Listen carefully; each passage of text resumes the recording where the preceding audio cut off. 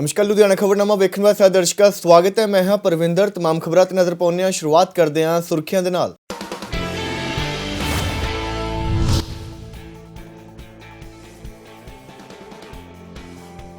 मरहूम अदाकार दीप सिद्धू के घर च अफसोस करन पहुंचे उगे अकाली आगू। परिवार नाल दुख कीता सांझा। किसानी संघर्ष विच दीप सिद्धू के योगदान नूं वी कीता याद।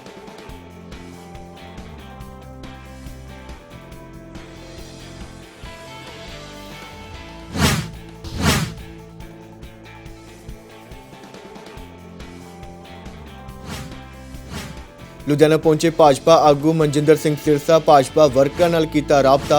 पंजाब दे विच भाजपा दी सरकार बनन दा कीता दावा।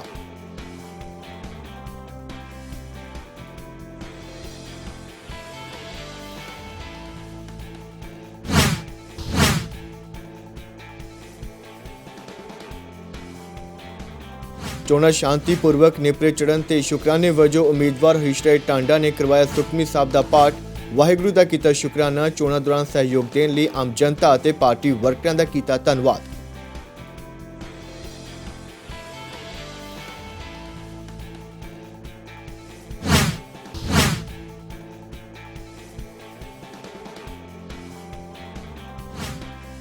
सिविल हस्पताल दे विच आम लोकां दी सहूलत लई सरकार दे वल्लों वड्डा उपराला। हुण 12 ਤੋਂ 250 रुपए दे विच होणगे सारे ब्लड टेस्ट। हस्पताल दे विच जल्द ही शुरू होवेगी MRI ਅਤੇ CT ਸਕੈਨ ਦੀ ਵੀ सहूलत।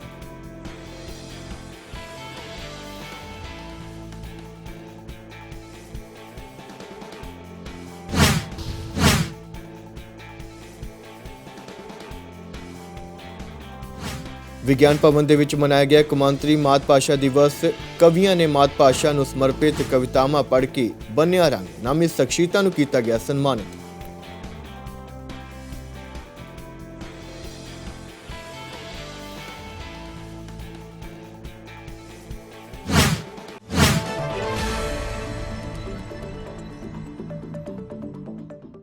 बुलेटिन का आगाज करते हैं। अकाली आगू मनप्रीत इयाली और दर्शन सिंह शिवालिक मरहूम अदाकार दीप सिद्धू के घर पहुंचे और परिवार नाल दुख साझा किया। इस मौके उन्होंने दीप सिद्धू के वलों किसानी संघर्ष के विच निभाई गई भूमिका ने भी याद किया। उन्होंने कहा कि दीप सिद्धू जो कुछ समाज लिए कर गया वो कोई विरला ही कर सकता है। उन्होंने कहा कि असीं इस दुख की घड़ी के परिवार के नाल खड़े हाँ।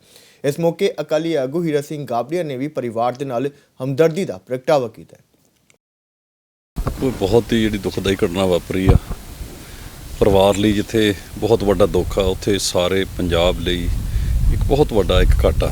ਇੱਕ ਬਹੁਤ ਹੀ ਕਾਬਲ ਨੌਜਵਾਨ ਜਿਸਨੇ ਫਿਲਮਾਂ ਦੇ ਵਿੱਚ ਵੀ ਬਹੁਤ ਵਧੀਆ ਕੰਮ ਕੀਤਾ। ਬਹੁਤ ਵੱਡੀ ਜਿਹਦੀ ਫੈਨ ਫੋਲੋਇੰਗ ਸੀ। ਕਿਸਾਨੀ ਦਾ ਜੋ ਸੰਘਰਸ਼ ਚੱਲਿਆ ਉਹਦੇ ਵਿੱਚ ਬਹੁਤ ਵੱਡਾ ਯੋਗਦਾਨ ਸੀਗਾ।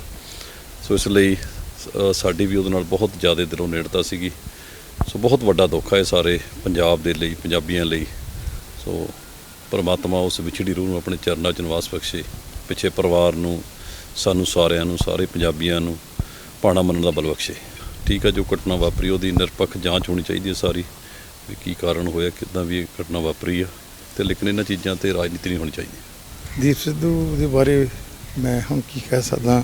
ਉਹ ਤਾਂ ਸਾਰੀ ਦੁਨੀਆ ਜਾਣਦੀ ਸੀ ਜੋ ਥੋੜ੍ਹੇ ਸਮੇਂ 'ਚ ਜੋ ਕਰ ਗਿਆ ਲੋਕਾਂ ਦੀ ਖਾਤਰ ਕੌਮ ਦੀ ਖਾਤਰ ਉਹ ਕੋਈ ਕਰ ਨਹੀਂ ਸਕਦਾ। ਐਕਸੀਡੈਂਟ ਤੋਂ ਪਹਿਲਾਂ ਇੱਕ ਦਿਨ ਇਸ ਜਗ੍ਹਾ 'ਤੇ ਮੈਂ ਜਾ ਰਿਹਾ ਸੀਗਾ ਅਤੇ ਉਹਨਾਂ ਦੇ ਭਾਈ ਸਾਹਿਬ ਇੱਥੇ ਖੜ੍ਹੇ ਸੀ। ਉਹਨਾਂ ਨੇ ਮੈਨੂੰ ਬੁਲਾ ਲਿਆ। ਮੈਨੂੰ ਨਹੀਂ ਪਤਾ ਸੀ ਉਹਨਾਂ ਦਾ ਘਰ ਇੱਥੇ ਹੈ। ਮੈਨੂੰ ਕਹਿੰਦੇ ਆ ਜਾਓ ਇੱਧਰ। ਮੈਂ ਕਿਹਾ ਚਲ 2 ਮਿੰਟ। ਪ੍ਰੋਗਰਾਮ ਸੀ ਇਹਨਾਂ ਦੇ ਲੇਟ ਸੀਗਾ। ਅਸੀਂ ਖੜ੍ਹ ਕੇ ਗੱਲਾਂ ਕਰਨ ਲੱਗੇ। ਇੰਨੀ ਦੇਰ 'ਚ ਉਹ ਆ ਗਏ। ਫਿਰ ਮਿਲੇ ਅਤੇ ਮੈਂ ਫਿਰ ਉਹਨਾਂ ਨੂੰ ਦੇਖ ਕੇ ਗਿਆ ਜੀ ਮੈਂ ਤੁਹਾਨੂੰ TV 'ਚ ਬਹੁਤ ਵਾਰ ਦੇਖਿਆ ਬੜਾ ਅੱਛਾ ਕੰਮ ਕਰ ਰਹੇ ਹੋ ਤੁਸੀਂ। ਬਸ ਮੈਂ ਜਿਹੜੀ ਕਿਤਾਬ 5 ਸਾਲਾਂ ਦੇ ਵਿੱਚ ਜੋ ਕੰਮ ਕੀਤੇ ਸੀ ਮੈਂ ਉਹਨਾਂ ਨੂੰ ਦਿੱਤੀ। ਮੈਂ ਕਿਹਾ ਪੜ੍ਹਿਓ ਆਪਣੇ ਹਲਕੇ 'ਚ ਆਪਾਂ ਕੀ ਕੁਛ ਕੀਤਾ। ਤਾਂ ਉਹਨਾਂ ਨੇ ਇੰਨੀ ਗੱਲ ਕਹੀ ਬੜੀ ਖੁਸ਼ੀ ਹੋਈ। ਕਹਿੰਦੇ ਲੱਗੇ ਰਹੋ ਵਾਹਿਗੁਰੂ ਭਲੀ ਕਰੂਗਾ। ਬਸ ਉਸ ਤੋਂ ਬਾਅਦ ਅਗਲੇ ਦਿਨ ਸਾਨੂੰ ਦੇਖੋ ਜੀ ਦੀਪ ਸਿੱਧੂ ਇੱਕ ਇਨਸਾਨ ਨਹੀਂ ਸੀ, ਇੱਕ ਯੂਨੀਵਰਸਿਟੀ ਸੀਗੀ। ਔਰ ਇਹ ਮਨੁੱਖ ਇਹੋ ਜਿਹੇ ਬੰਦੇ ਇਹੋ ਜਿਹੇ ਇਨਸਾਨ ਕਦੇ ਕਦੇ ਪੈਦਾ ਹੁੰਦੇ ਆ ਸੰਸਾਰ 'ਤੇ। ਉਹ ਕਹਿਣੀ ਦੇ ਕਰਨ ਦੇ ਪੂਰੇ ਸੀਗੇ। ਜੋ ਕਹਿ ਦਿੰਦੇ ਕਰਕੇ ਵਿਖਾਉਂਦੇ ਸੀਗੇ। ਬਹੁਤ ਸਾਰੇ ਲੋਕ ਆਉਂਦੇ ਨੇ ਜਿਹੜੇ ਕਹਿ ਜਾਂਦੇ ਆ ਪਰ ਕਰਦੇ ਕੁਛ ਨਹੀਂ, ਪਰ ਉਹ ਜੋ ਕਹਿੰਦੇ ਸੀ ਕਰ ਦਿੰਦੇ ਸੀ। ਅਤੇ ਉਹ ਇੱਕ ਯੂਨੀਵਰਸਿਟੀ ਦੇ ਤੌਰ 'ਤੇ ਉਹਨੇ ਪੰਜਾਬ ਨੂੰ ਇੱਕ ਬਹੁਤ ਵੱਡਾ ਵਡਮੁੱਲਾ ਜਿਹੜਾ ਇਤਿਹਾਸ ਸਾਡੇ ਪੰਜਾਬ ਦਾ, ਉਹ ਸੰਸਾਰ ਦੇ ਵਿੱਚ ਪੇਸ਼ ਕੀਤਾ। ਬੇਵਕਤ ਚਲਾ ਗਿਆ। ਇਹ ਇਕੱਲਾ ਪਰਿਵਾਰ ਨੂੰ ਘਾਟਾ ਨਹੀਂ ਪਿਆ, ਸਾਡੇ ਪੰਜਾਬ ਨੂੰ, ਸਾਡੇ ਫਿਲਮ ਇੰਡਸਟਰੀ ਨੂੰ, ਸਾਡੇ ਸਾਰੇ ਸਮਾਜ ਨੂੰ, ਸਿੱਖ ਕੌਮ ਨੂੰ ਇੱਕ ਬਹੁਤ ਵੱਡਾ ਘਾਟਾ ਪਿਆ। ਉਧਰ ਭਾਜਪਾ ਆਗੂ ਮਨਜਿੰਦਰ ਸਿੰਘ ਸਿਰਸਾ ਲੁਧਿਆਣਾ ਪਹੁੰਚੇ, ਜਿੱਥੇ ਕਿ ਉਹਨਾਂ ਦੇ ਵੱਲੋਂ ਭਾਜਪਾ ਵਰਕਰਾਂ ਨਾਲ ਮੁਲਾਕਾਤ ਕੀਤੀ ਗਈ ਹੈ। ਉੱਥੇ ਹੀ ਪੱਤਰਕਾਰ ਨਾਲ ਗੱਲਬਾਤ ਕਰਦੇ ਹੋਏ ਮਨਜਿੰਦਰ ਸਿੰਘ ਸਿਰਸਾ ਨੇ ਪੰਜਾਬ ਦੇ ਵਿੱਚ ਭਾਜਪਾ ਦੀ ਸਰਕਾਰ ਬਣਨ ਦਾ ਦਾਅਵਾ ਵੀ ਕੀਤਾ। ਦੇਖੋ, ਮੈਂ ਤੁਹਾਨੂੰ ਪਹਿਲਾਂ ਵੀ ਬਾਰ-ਬਾਰ ਕਹਿ ਰਿਹਾ ਸੀ, ਬੜੇ ਸ਼ੌਕਿੰਗ ਜਿਹੜੇ ਰਿਜ਼ਲਟਸ ਹੋਣਗੇ। ਹੁਣ ਲੋਕ ਕਹਿਣ ਲੱਗ ਪਏ, ਮੀਡੀਆ ਦੇ ਲੋਕ ਵੀ ਇਹ ਗੱਲ ਮੰਨਣ ਲੱਗ ਪਏ ਕਿ ਜੀ ਬੀਜੇਪੀ ਨੂੰ ਬਹੁਤ ਵੋਟ ਪਈ ਆ। ਠੀਕ ਆ, ਅਸੀਂ ਲੋਕਾਂ ਨੂੰ, ਸਾਡੇ ਕੋਲ ਟਾਈਮ ਥੋੜ੍ਹਾ ਸੀ, ਅਸੀਂ ਲੋਕਾਂ ਨੂੰ ਆਪਣੀ ਗੱਲ ਕਨਵੇ ਕਰਨ 'ਚ ਸਾਡੇ ਕੋਲ ਬਾਕੀਆਂ ਨਾਲੋਂ ਘੱਟ ਟਾਈਮ ਸੀਗਾ।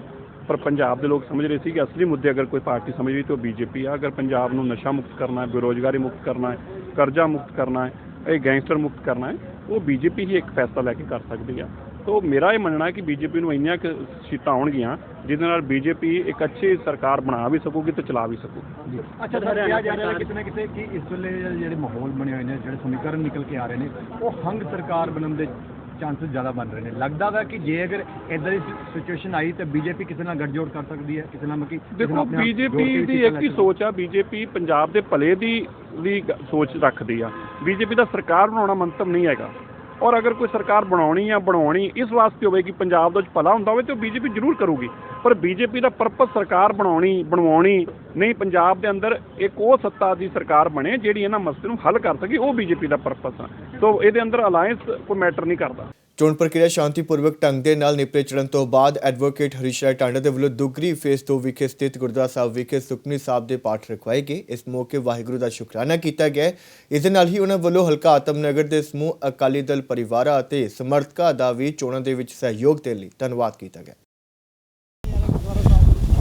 ਜਿਸ ਦਿਨ ਮੈਂ ਇਲੈਕਸ਼ਨ ਦਾ ਆਗਾਜ਼ ਕੀਤਾ ਸੀ, ਮੈਂ ਆਪਣੇ ਮਹਿਰੂਮ ਮਾਂ-ਬਾਪ ਦੇ ਚਰਨਾਂ 'ਚ ਤੇ ਗੁਰੂ ਦੇ ਚਰਨਾਂ 'ਚ ਅਰਦਾਸ ਕਰਕੇ ਸ਼ੁਰੂਆਤ ਕੀਤੀ ਸੀ ਕਿ ਮੈਨੂੰ ਇਹ ਵਾਹਿਗੁਰੂ ਬਲ ਬਖਸ਼ੀ ਕਿ ਮੈਂ ਸੰਘਰਸ਼ ਕਰ ਸਕਾਂ। ਜਿਸ ਮੰਤਵ ਨੂੰ ਲੈ ਕੇ ਮੈਂ ਮੁੜ ਕੇ ਸਿਆਸਤ 'ਚ ਆ ਗਿਆ ਕਿ ਉਸ ਮੰਤਵ ਨੂੰ ਮੈਂ ਪੂਰਾ ਕਰ ਸਕਾਂ। ਤੇ ਮੈਨੂੰ ਅਪਾਰ ਕਿਰਪਾ ਮਿਲੀ ਹੈ, ਮੈਨੂੰ ਇੰਨਾ ਜ਼ਿਆਦਾ ਸਹਾਰਾ ਮਿਲਿਆ ਵਾਹਿਗੁਰੂ ਦਾ, ਪਰਮੇਸ਼ਵਰ ਦਾ, ਮੈਂ ਤੁਹਾਨੂੰ ਦੱਸ ਨਹੀਂ ਸਕਦਾ। ਜਿਹੜਾ ਮੈਂ ਇਲੈਕਸ਼ਨ ਦੇ ਵਿੱਚ ਜਦ ਸ਼ੁਰੂਆਤ ਕੀਤੀ, ਮੈਨੂੰ ਲੱਗਦਾ ਸੀ ਕਿ ਮੈਂ ਇਲੈਕਸ਼ਨ 'ਚ ਕਿਤੇ ਨੇੜੇ ਤੇੜੇ ਨਹੀਂ ਹਾਂ। ਪਰ ਜਦ ਸ਼ੁਰੂਆਤ ਹੋਈ, ਉਹਦੇ ਬਾਅਦ ਚੱਲੇ ਜਿੰਨਾ ਅਕਾਲੀ ਦਲ ਦੇ ਵਰਕਰਸ ਨੇ ਸਾਥ ਦਿੱਤਾ, ਮੈਂ ਉਹਨਾਂ ਦਾ ਕਦੇ ਦਿੱਤਾ ਮੋੜ ਨਹੀਂ ਸਕਦਾ। ਜਿੰਨਾ ਸਰਦਾਰ ਪ੍ਰਕਾਸ਼ ਸਿੰਘ ਬਾਦਲ ਨੇ, ਸਰਦਾਰ ਸੁਖਬੀਰ ਬਾਦਲ ਨੇ ਮੇਰੇ 'ਚ ਵਿਸ਼ਵਾਸ ਜੁਟਾਇਆ, ਮੈਂ ਕਦੇ ਜ਼ਿੰਦਗੀ 'ਚ ਨਹੀਂ ਸੀ ਸੋਚ ਸਕਦਾ ਕਿ ਮੇਰੇ 'ਤੇ ਇੰਨਾ ਭਰੋਸਾ ਰੱਖਣਗੇ। ਤੇ ਇਲੈਕਸ਼ਨ ਚੱਲਦੇ ਜਿਸ ਤਰ੍ਹਾਂ ਲੋਕ ਜੁੜੇ, ਮੇਰੇ ਵਕੀਲ ਸਾਥੀ ਜੁੜੇ, ਹੋਰ ਪ੍ਰੋਫੈਸ਼ਨਲ ਜੁੜੇ, ਡਾਕਟਰ ਜੁੜੇ, ਬੱਚੇ ਜੁੜੇ, ਸਲਮਸ ਦੇ ਬੰਦੇ ਜੁੜੇ, ਇਹ ਮੈਂ ਕਰਨ ਵਾਲਾ ਨਹੀਂ ਸੀ। ਇਹ ਸਾਰਾ ਵਾਹਿਗੁਰੂ ਦੇ ਹੱਥ ਹੈ, ਵਾਹਿਗੁਰੂ ਨੇ ਸਾਰਾ ਕੁਝ ਕੀਤਾ ਹੈ। ਅੱਜ ਮੈਨੂੰ ਪੂਰਨ ਵਿਸ਼ਵਾਸ ਹੈ ਕਿ ਮੈਂ ਉਸ ਮਕਾਮ 'ਤੇ ਆ ਕੇ ਖੜਾ ਹੋ ਗਿਆ ਜਿੱਥੇ ਇਲੈਕਸ਼ਨ ਜਿੱਤਣ ਦੀ ਵੀ ਆਸ ਰੱਖੀ ਹੋਈ ਹੈ। ਅੱਜ ਸਾਡੇ ਬਹੁਤ ਹੀ ਸਤਿਕਾਰਯੋਗ ਹਰੀਸ਼ ਰਾਏ ਟਾਂਡਾ, ਜਿਨ੍ਹਾਂ ਨੇ ਵਿਧਾਨ ਸਭਾ ਦੀ ਚੋਣ ਲੜੀ ਆ, ਉਹਨਾਂ ਨੇ ਅੱਜ ਸਰਬੱਤ ਦੇ ਭਲੇ ਵਾਸਤੇ, ਹਲਕੇ ਦੀ ਤੰਦਰੁਸਤੀ ਵਾਸਤੇ ਅੱਜ ਗੁਰੂ ਘਰ ਦੇ ਵਿੱਚ ਸੁਖਮਨੀ ਸਾਹਿਬ ਦਾ ਪਾਠ ਰਖਾਇਆ ਵਾ। ਸੋ ਪਰਮਾਤਮਾ ਇਹਨਾਂ ਦੀ ਮਨੋਕਾਮਨਾ ਪੂਰੀ ਕਰੇ, ਇਹਨਾਂ ਨੂੰ ਵੱਡੀ ਜਿੱਤ ਕਰਵਾਵੇ, ਕਿਉਂਕਿ ਟਾਂਡਾ ਸਾਹਿਬ ਇੱਕ ਚੰਗੇ, ਨੇਕ ਅਤੇ ਇਮਾਨਦਾਰ ਇਨਸਾਨ ਨੇ। ਵਕੀਲ ਦਾ ਜਿਹੜਾ ਉਹਨਾਂ ਦਾ ਅਹੁਦਾ ਹੈਗਾ, ਜਾਂ ਉਹਨਾਂ ਕੋਲੇ ਆਪਣਾ ਐਡਵੋਕੇਟ ਤੌਰ 'ਤੇ ਕੰਮ ਕਰ ਰਹੇ ਨੇ। ਅੱਜ ਤੱਕ ਕਦੇ ਮੈਂ ਇਹਨਾਂ ਬਾਰੇ ਨਹੀਂ ਸੁਣਿਆ ਕਿ ਇਹਨਾਂ ਨੇ ਕਦੇ ਗਲਤ ਬੰਦੇ ਦੀ ਸਪੋਰਟ ਕੀਤੀ ਹੋਵੇ, ਗਲਤ ਬੰਦੇ ਦਾ ਕੇਸ ਲੜਿਆ ਹੋਵੇ। ਸੋ ਆਉਣ ਵਾਲੇ ਸਮੇਂ 'ਚ ਸਾਨੂੰ ਇਸ ਤਰ੍ਹਾਂ ਦੇ ਇਨਸਾਨਾਂ ਦੀ ਲੋੜ ਹੈਗੀ ਸਾਡੇ ਸਮਾਜ ਨੂੰ, ਤਾਂ ਜੋ ਸਾਡਾ ਸਮਾਜ ਅੱਗੇ ਵੱਧ ਸਕੇ ਅਤੇ ਲੋਕਾਂ ਨੂੰ ਇਨਸਾਫ ਮਿਲ ਸਕੇ। ਸ਼੍ਰੋਮਣੀ ਅਕਾਲੀ ਦਲ ਦੇ ਸਮੁੱਚੇ ਸੰਗਤਾਂ ਤੇ, ਸਮੁੱਚੇ ਨੌਜਵਾਨ ਵੀਰਾਂ ਤੇ, ਸਮੁੱਚੀਆਂ ਇਸਤਰੀ ਸੰਘ ਸਭਾਵਾਂ ਦੇ ਸਮੁੱਚੇ ਕੈਂਡੀਡੇਟਾਂ ਦੇ ਸਿਰ 'ਤੇ ਹੱਥ ਰੱਖ ਕੇ ਜੋ ਸ਼੍ਰੋਮਣੀ ਅਕਾਲੀ ਦਲ ਦੇ ਮੁਹਿੰਮ ਨੂੰ ਚਲਾਉਣ ਲਈ ਸਤਿਗੁਰੂ ਨੇ ਸੇਵਾ ਲਈ ਜੋੜਿਆ, ਮੈਂ ਉਸ ਕਾਲਪੁਰ ਦਾ ਜਿੰਨਾ ਵੀ ਧੰਨਵਾਦ ਕਰਾਂ ਥੋੜ੍ਹਾ, ਉਪਰੰਤ ਸਮੁੱਚੀਆਂ ਸੰਗਤਾਂ ਦਾ, ਇਸਤਰੀ ਸੰਘ ਸਭਾਵਾਂ, ਸਾਰੀਆਂ ਜਥੇਬੰਦੀਆਂ ਦਾ, ਸਾਰੇ ਹੀ ਪਾਰਟੀ ਬਾਜੀ ਤੋਂ ਉੱਪਰ ਉੱਠ ਕੇ ਜਿਨ੍ਹਾਂ ਵੀਰਾਂ ਨੇ ਸਪੋਰਟ ਵੋਟ ਬਹੁਤ ਵੱਡਾ ਪਿਆਰ ਦਿੱਤਾ, ਉਹਨਾਂ ਸਾਰਿਆਂ ਦਾ ਕੋਟਾਨਕੋਟ ਧੰਨਵਾਦ ਹੈ। ਅੱਜ ਢਾਂਡਾ ਸਾਹਿਬ ਨੇ ਇੱਥੇ ਸੁਖਮਨੀ ਸਾਹਿਬ ਗੁਰਦੁਆਰਾ ਸਾਹਿਬ ਵਿਖੇ ਗੁਰੂ ਸਾਹਿਬ ਦਾ ਸ਼ੁਕਰਾਨਾ ਕਰਨ ਲਈ ਇੱਥੇ ਸੰਗਤਾਂ ਨੂੰ ਜੋੜਿਆ। ਜਿੱਥੇ ਗੁਰੂ ਸਾਹਿਬ ਦਾ ਧੰਨਵਾਦ ਉੱਥੇ ਢਾਂਡਾ ਸਾਹਿਬ ਦਾ ਧੰਨਵਾਦ, ਜਿਨ੍ਹਾਂ ਨੇ ਗੁਰੂ ਦਾ ਆਸਰਾ ਤੇ ਓਟ ਲੈ ਕੇ ਸਾਰਿਆਂ ਨੇ ਇਕੱਤਰ ਕੀਤਾ। ਆਉਣ ਵਾਲੇ ਸਮੇਂ 'ਚ ਵੀ ਸਤਿਗੁਰੂ ਸਿਰ ਤੇ ਹੱਥ ਰੱਖ ਕੇ ਇਸੇ ਤਰ੍ਹਾਂ ਹੀ ਸੇਵਾ ਕਰਨ ਦਾ ਬਲ ਬਖਸ਼ੇ। ਰੂਸ ਅਤੇ ਯੂਕਰੇਨ ਦੇ ਵਿੱਚ ਵੱਧ ਰਹੇ ਤਣਾਅ ਨੂੰ ਲੈ ਕੇ ਇੱਕ ਪਾਸੇ ਜਿੱਥੇ ਉੱਥੇ ਫਸੇ ਭਾਰਤੀਆਂ ਦੇ ਭਾਰਤ ਵਿੱਚ ਰਹਿੰਦੇ ਪਰਿਵਾਰਕ ਮੈਂਬਰ ਕਾਫੀ ਚਿੰਤਤ ਨੇ, ਉੱਥੇ ਹੀ ਜੰਗ ਵਰਗੇ ਹਾਲਾਤਾਂ ਦਾ ਅਸਰ ਭਾਰਤ ਦੇ ਵਿੱਚ ਮਹਿੰਗਾਈ ਤੇ ਵੀ ਪੈ ਸਕਦਾ ਹੈ। ਗੱਲਬਾਤ ਕਰਦੇ ਹਾਂ ਪੰਜਾਬ ਖੇਤੀਬਾੜੀ ਯੂਨੀਵਰਸਿਟੀ ਦੇ ਪ੍ਰੋਫੈਸਰ ਸੁਖਦੇਵ ਸਿੰਘ ਨੇ ਦੱਸਿਆ ਹੈ ਕਿ ਜੰਗ ਬੇਸ਼ੱਕ ਰੂਸ ਅਤੇ ਯੂਕਰੇਨ ਦੀ ਹੋਵੇ, ਪਰ ਭਾਰਤ ਦੇ ਲੋਕਾਂ ਤੇ ਵੀ ਇਸ ਦਾ ਕਾਫੀ ਅਸਰ ਪਵੇਗਾ ਅਤੇ ਭਾਰਤ ਦੇ ਵਿੱਚ ਮਹਿੰਗਾਈ ਵੱਧ ਸਕਦੀ ਹੈ। ਇਸ ਦੇ ਨਾਲ ਹੀ ਬੇਰੁਜ਼ਗਾਰੀ ਦੇ ਵਿੱਚ ਵੀ ਵਾਧਾ ਹੋ ਸਕਦਾ ਹੈ। ਇਸ ਬਾਬਤ ਕੀ ਕੁਝ ਕਿਹਾ ਹੈ, ਤੁਸੀਂ ਵੀ ਸੁਣੋ ਸਾਡੇ ਪੱਤਰਕਾਰ ਤਰਸੇਮ ਭਾਰਤਵਾਜ ਨਾਲ ਪ੍ਰੋਫੈਸਰ ਸੁਖਦੇਵ ਸਿੰਘ ਦੀ ਖਾਸ ਗੱਲਬਾਤ।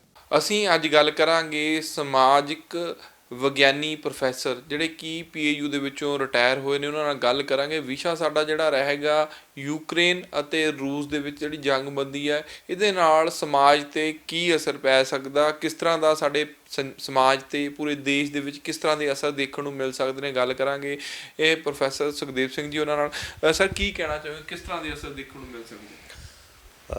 ਤਰਸੇਮ ਜੀ, ਜੰਗ ਤਾਂ ਸਿਆਣੇ ਕਹਿੰਦੇ ਨੇ ਕਦੀ ਵੀ ਚੰਗਾ ਨਹੀਂ ਹੁੰਦਾ, ਭਾਵੇਂ ਪੁਰਾਣੇ ਇਤਿਹਾਸ ਸੀ ਜਾਂ ਹੁਣ ਹੈ।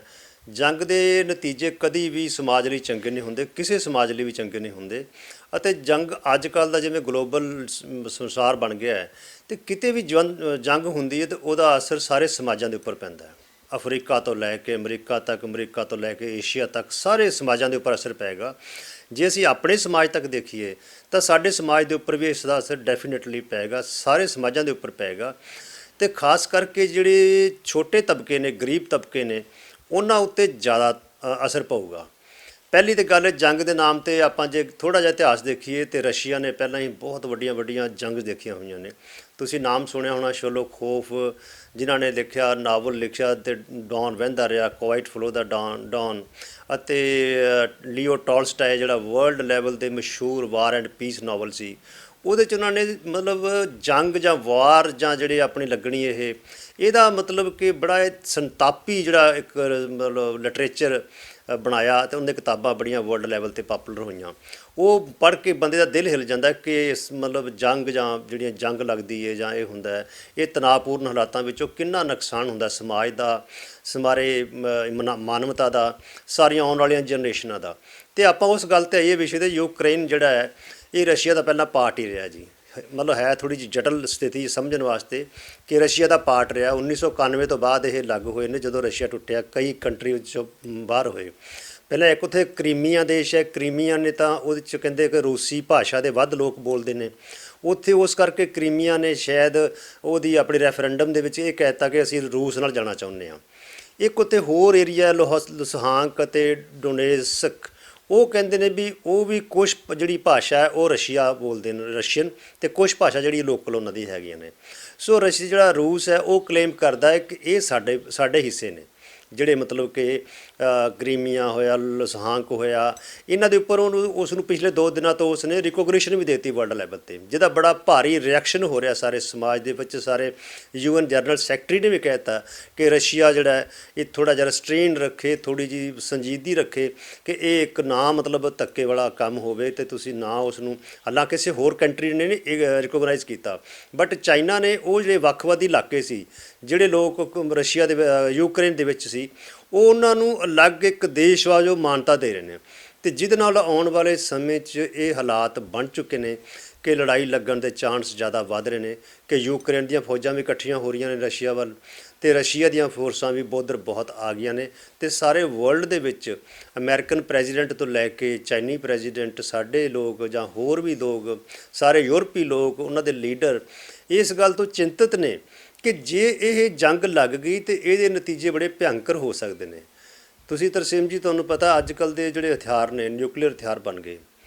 ਹਥਿਆਰ ਸਿਆਣੇ ਕਹਿੰਦੇ ਨੇ ਜਾਂ ਵਿਗਿਆਨੀ ਕਹਿੰਦੇ ਨੇ, ਜਿੰਨੇ ਹਥਿਆਰ ਬਣੇ ਪਏ ਨੇ ਸਾਡੇ ਕੋਲ ਨਿਊਕਲੀਅਰ, ਜਾਂ ਇਸ ਤੋਂ ਵੱਧ ਹਾਈਡਰੋਜਨ ਬੰਬ ਬਣੇ ਪਏ ਨੇ, ਜੇ ਉਹ ਚੱਲ ਜਾਣ ਤੇ ਸਾਡਾ ਸਾਰਾ ਸਮਾਜ, ਸਾਰਾ ਵਰਲਡ ਤਬਾਹ ਹੋ ਸਕਦਾ ਹੈ। ਤੇ ਇਹ ਜਦੋਂ ਗੁੱਸੇ 'ਚ ਆ ਜਾਂਦਾ ਬੰਦਾ, ਕੋਈ ਲੜਾਈ ਹੋ ਜਾਂਦੀ ਹੈ ਜਾਂ ਜੰਗ ਵਾਰ ਸ਼ੁਰੂ ਹੋ ਜਾਂਦੀ ਹੈ, ਤਾਂ ਫਿਰ ਉਹ ਕਈ ਵਾਰ ਕਹਿ ਦਿੰਦੇ ਨੇ ਹਾਸੇ ਪਾਣੇ ਕਿ everything is possible in war and love. ਤੇ ਜੇ ਉਹ ਇੱਕੋ ਦਮ ਇੰਨੇ ਖਤਰਨਾਕ ਹਥਿਆਰ ਚੱਲ ਗਏ ਤਾਂ ਮਾਨਵਤਾ ਦਾ ਕਿੰਨਾ ਨੁਕਸਾਨ ਹੋ ਸਕਦਾ ਹੈ, ਇਹ ਆਉਣ ਵਾਲਾ ਸਮਾਂ ਦੱਸੇਗਾ। ਅਸੀਂ ਤਾਂ ਪਹਿਲਾਂ ਦੁਆ ਕਰਦੇ ਹਾਂ ਕਿ ਰਸ਼ੀਆ ਤੇ ਯੂਕਰੇਨ ਦਾ ਜਿਹੜਾ ਮਸਲਾ ਹੈ ਇੱਕ ਮਾਨਵੀ ਢੰਗ ਨਾਲ, ਕੂਟਨੀਤਿਕ ਢੰਗ ਨਾਲ ਹੱਲ ਕੀਤਾ ਜਾਵੇ। ਬਿਲਕੁਲ, ਸਾਡੇ ਨਾਲ ਅਸੀਂ ਪ੍ਰੋਫੈਸਰ ਸੁਖਦੇਵ ਸਿੰਘ ਜਿਹੜੇ ਕਿ ਸਮਾਜ ਵਿਗਿਆਨ ਦੇ ਵਿਗਿਆਨਿਕ ਪ੍ਰੋਫੈਸਰ ਨੇ, ਉਹਨਾਂ ਨਾਲ ਗੱਲ ਕੀਤੀ। ਉਹਨਾਂ ਨੇ ਦੱਸਿਆ ਆਉਣ ਵਾਲੇ ਜਿਸ ਤਰ੍ਹਾਂ ਨਾਲ ਯੂਕਰੇਨ ਅਤੇ ਰੂਸ ਦੇ ਵਿੱਚ ਤਣਾਅ ਜਿਹੜਾ ਵਧਿਆ ਹੋਇਆ, ਉਸ ਦੇ ਅਸਰ ਇਕੱਲੇ ਉਹਨਾਂ ਨਾਲ ਲੱਗਦੇ ਵਿਦੇਸ਼ਾਂ ਦੇ ਜਿਹੜੇ ਦੇਸ਼ ਨੇ ਉੱਥੇ ਨਹੀਂ, ਭਾਰਤ ਦੇਸ਼ ਦੇ ਵਿੱਚ, ਪੰਜਾਬ ਵਿੱਚ, ਪੂਰੇ ਸਮਾਜ ਦੇ ਵਿੱਚ ਇਹਦੇ ਅਸਰ ਦੇਖਣ ਨੂੰ ਮਿਲ ਸਕਦੇ ਨੇ। ਜੇਕਰ ਕਿਤੇ ਉੱਥੇ ਇਹ ਜੰਗ ਛਿੜ ਜਾਂਦੀ ਹੈ ਤਾਂ ਇਹਦੇ ਅਸਰ ਦੇਖਣ ਨੂੰ ਮਿਲਣਗੇ। ਜਿਹੜਾ ਡੀਜ਼ਲ ਪੈਟਰੋਲ ਦੇ ਰੇਟ ਦੀ ਗੱਲ ਕਰੀਏ ਜਾਂ ਹੋਰ ਮਹਿੰਗਾਈ ਦੀ ਗੱਲ ਕਰੀਏ, ਹਰ ਤਰ੍ਹਾਂ ਦਾ ਜਿਹੜਾ ਅਸਰ ਹੈ ਇਸ ਯੁੱਧ ਦਾ ਦੇਖਣ ਨੂੰ ਮਿਲ ਸਕਦਾ। ਸੋ ਸਾਡੇ ਬੱਚਿਆਂ ਦੀ ਪੜ੍ਹਾਈ 'ਤੇ ਜਿਹੜੇ ਯੂਕਰੇਨ ਗਏ ਸੀ ਉਹਨਾਂ 'ਤੇ ਤਾਂ ਅਸਰ ਦੇਖਣ ਨੂੰ ਮਿਲ ਹੀ ਰਿਹਾ। ਇਸ ਤੋਂ ਇਲਾਵਾ ਜੇਕਰ ਹੋਰ ਜ਼ਿਆਦਾ ਕਿਤੇ ਤਣਾਅ ਵੱਧਦਾ ਤਾਂ ਆਉਣ ਵਾਲੇ ਦਿਨਾਂ ਦੇ ਵਿੱਚ ਕਈ ਚੀਜ਼ਾਂ ਦੇ ਉੱਤੇ ਸਾਨੂੰ ਇਸ ਦਾ ਅਸਰ ਦੇਖਣ ਨੂੰ ਮਿਲੇਗਾ, ਚਾਹੇ ਉਹ ਪੈਟਰੋਲ ਡੀਜ਼ਲ ਦੇ ਰੇਟ ਨੇ, ਚਾਹੇ ਰੋਜ਼ਮਰਾ ਦੇ ਵਿੱਚ ਖਾਣ ਪੀਣ ਦਾ ਜਿਹੜਾ ਸਮਾਨ ਵਰਤਦੇ ਆ ਉਹਦੇ ਰੇਟ ਨੇ।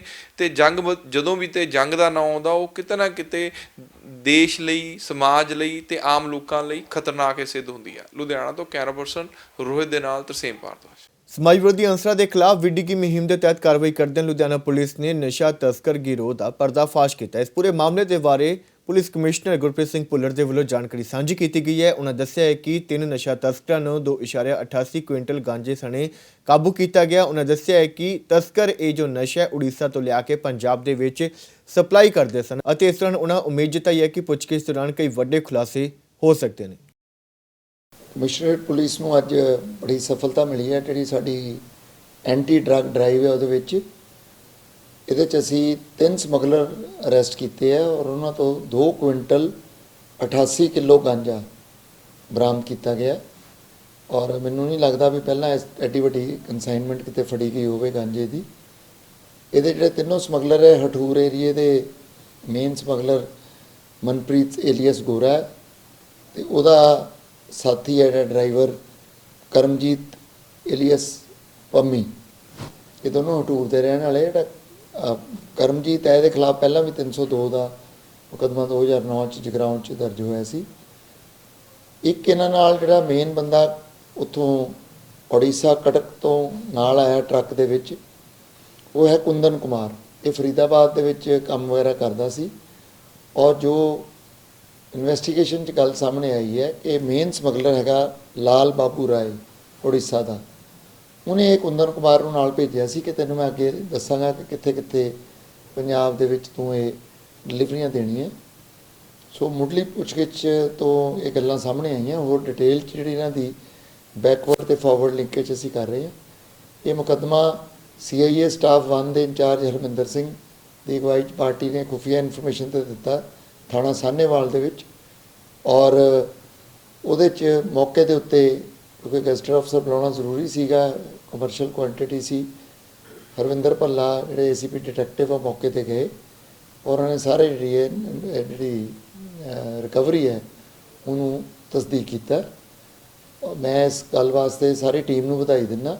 ਉਧਰ ਲੁਧਿਆਣਾ ਦੇ ਚੰਦਰ ਨਗਰ ਇਲਾਕੇ ਦੇ ਵਿੱਚ ਚੋਰੀ ਦੀ ਵਾਰਦਾਤ ਹੋਈ ਹੈ। ਕੱਪੜਿਆਂ ਦੀ ਦੁਕਾਨ ਦੇ ਵਿੱਚ ਚੋਰਾਂ ਨੇ ਚੋਰੀ ਦੀ ਵਾਰਦਾਤ ਨੂੰ ਅੰਜਾਮ ਦਿੱਤਾ। ਦੁਕਾਨ ਦੇ ਵਿੱਚ ਪਿਆ ਸਾਰਾ ਸਮਾਨ ਚੋਰ ਲੈ ਕੇ ਫਰਾਰ ਹੋ ਗਏ ਨੇ। ਇਹ ਜੋ ਪੂਰੀ ਘਟਨਾ ਦੁਕਾਨ ਦੇ ਵਿੱਚ ਲੱਗੇ CCTV ਕੈਮਰੇ ਦੇ ਵਿੱਚ ਕੈਦ ਹੋ ਗਈ ਹੈ, ਜਿਸ ਤੋਂ ਬਾਅਦ ਪੁਲਿਸ ਨੇ ਮੌਕੇ ਤੇ ਪਹੁੰਚ ਕੇ ਪੂਰੇ ਹਾਲਾਤ ਦਾ ਜਾਇਜ਼ਾ ਲਿਆ ਤੇ ਨਾਲ ਹੀ CCTV ਫੁਟੇਜ ਦੇ ਆਧਾਰ ਤੇ ਚੋਰਾਂ ਦੀ ਭਾਲ ਸ਼ੁਰੂ ਕਰ ਦਿੱਤੀ ਹੈ। ਭਾਈ ਰੈਡੀਮੇਡ ਗਾਰਮੈਂਟਸ ਦੀ ਜੈਂਟਸ ਦੀ ਦੁਕਾਨ ਹੈ ਇਹ।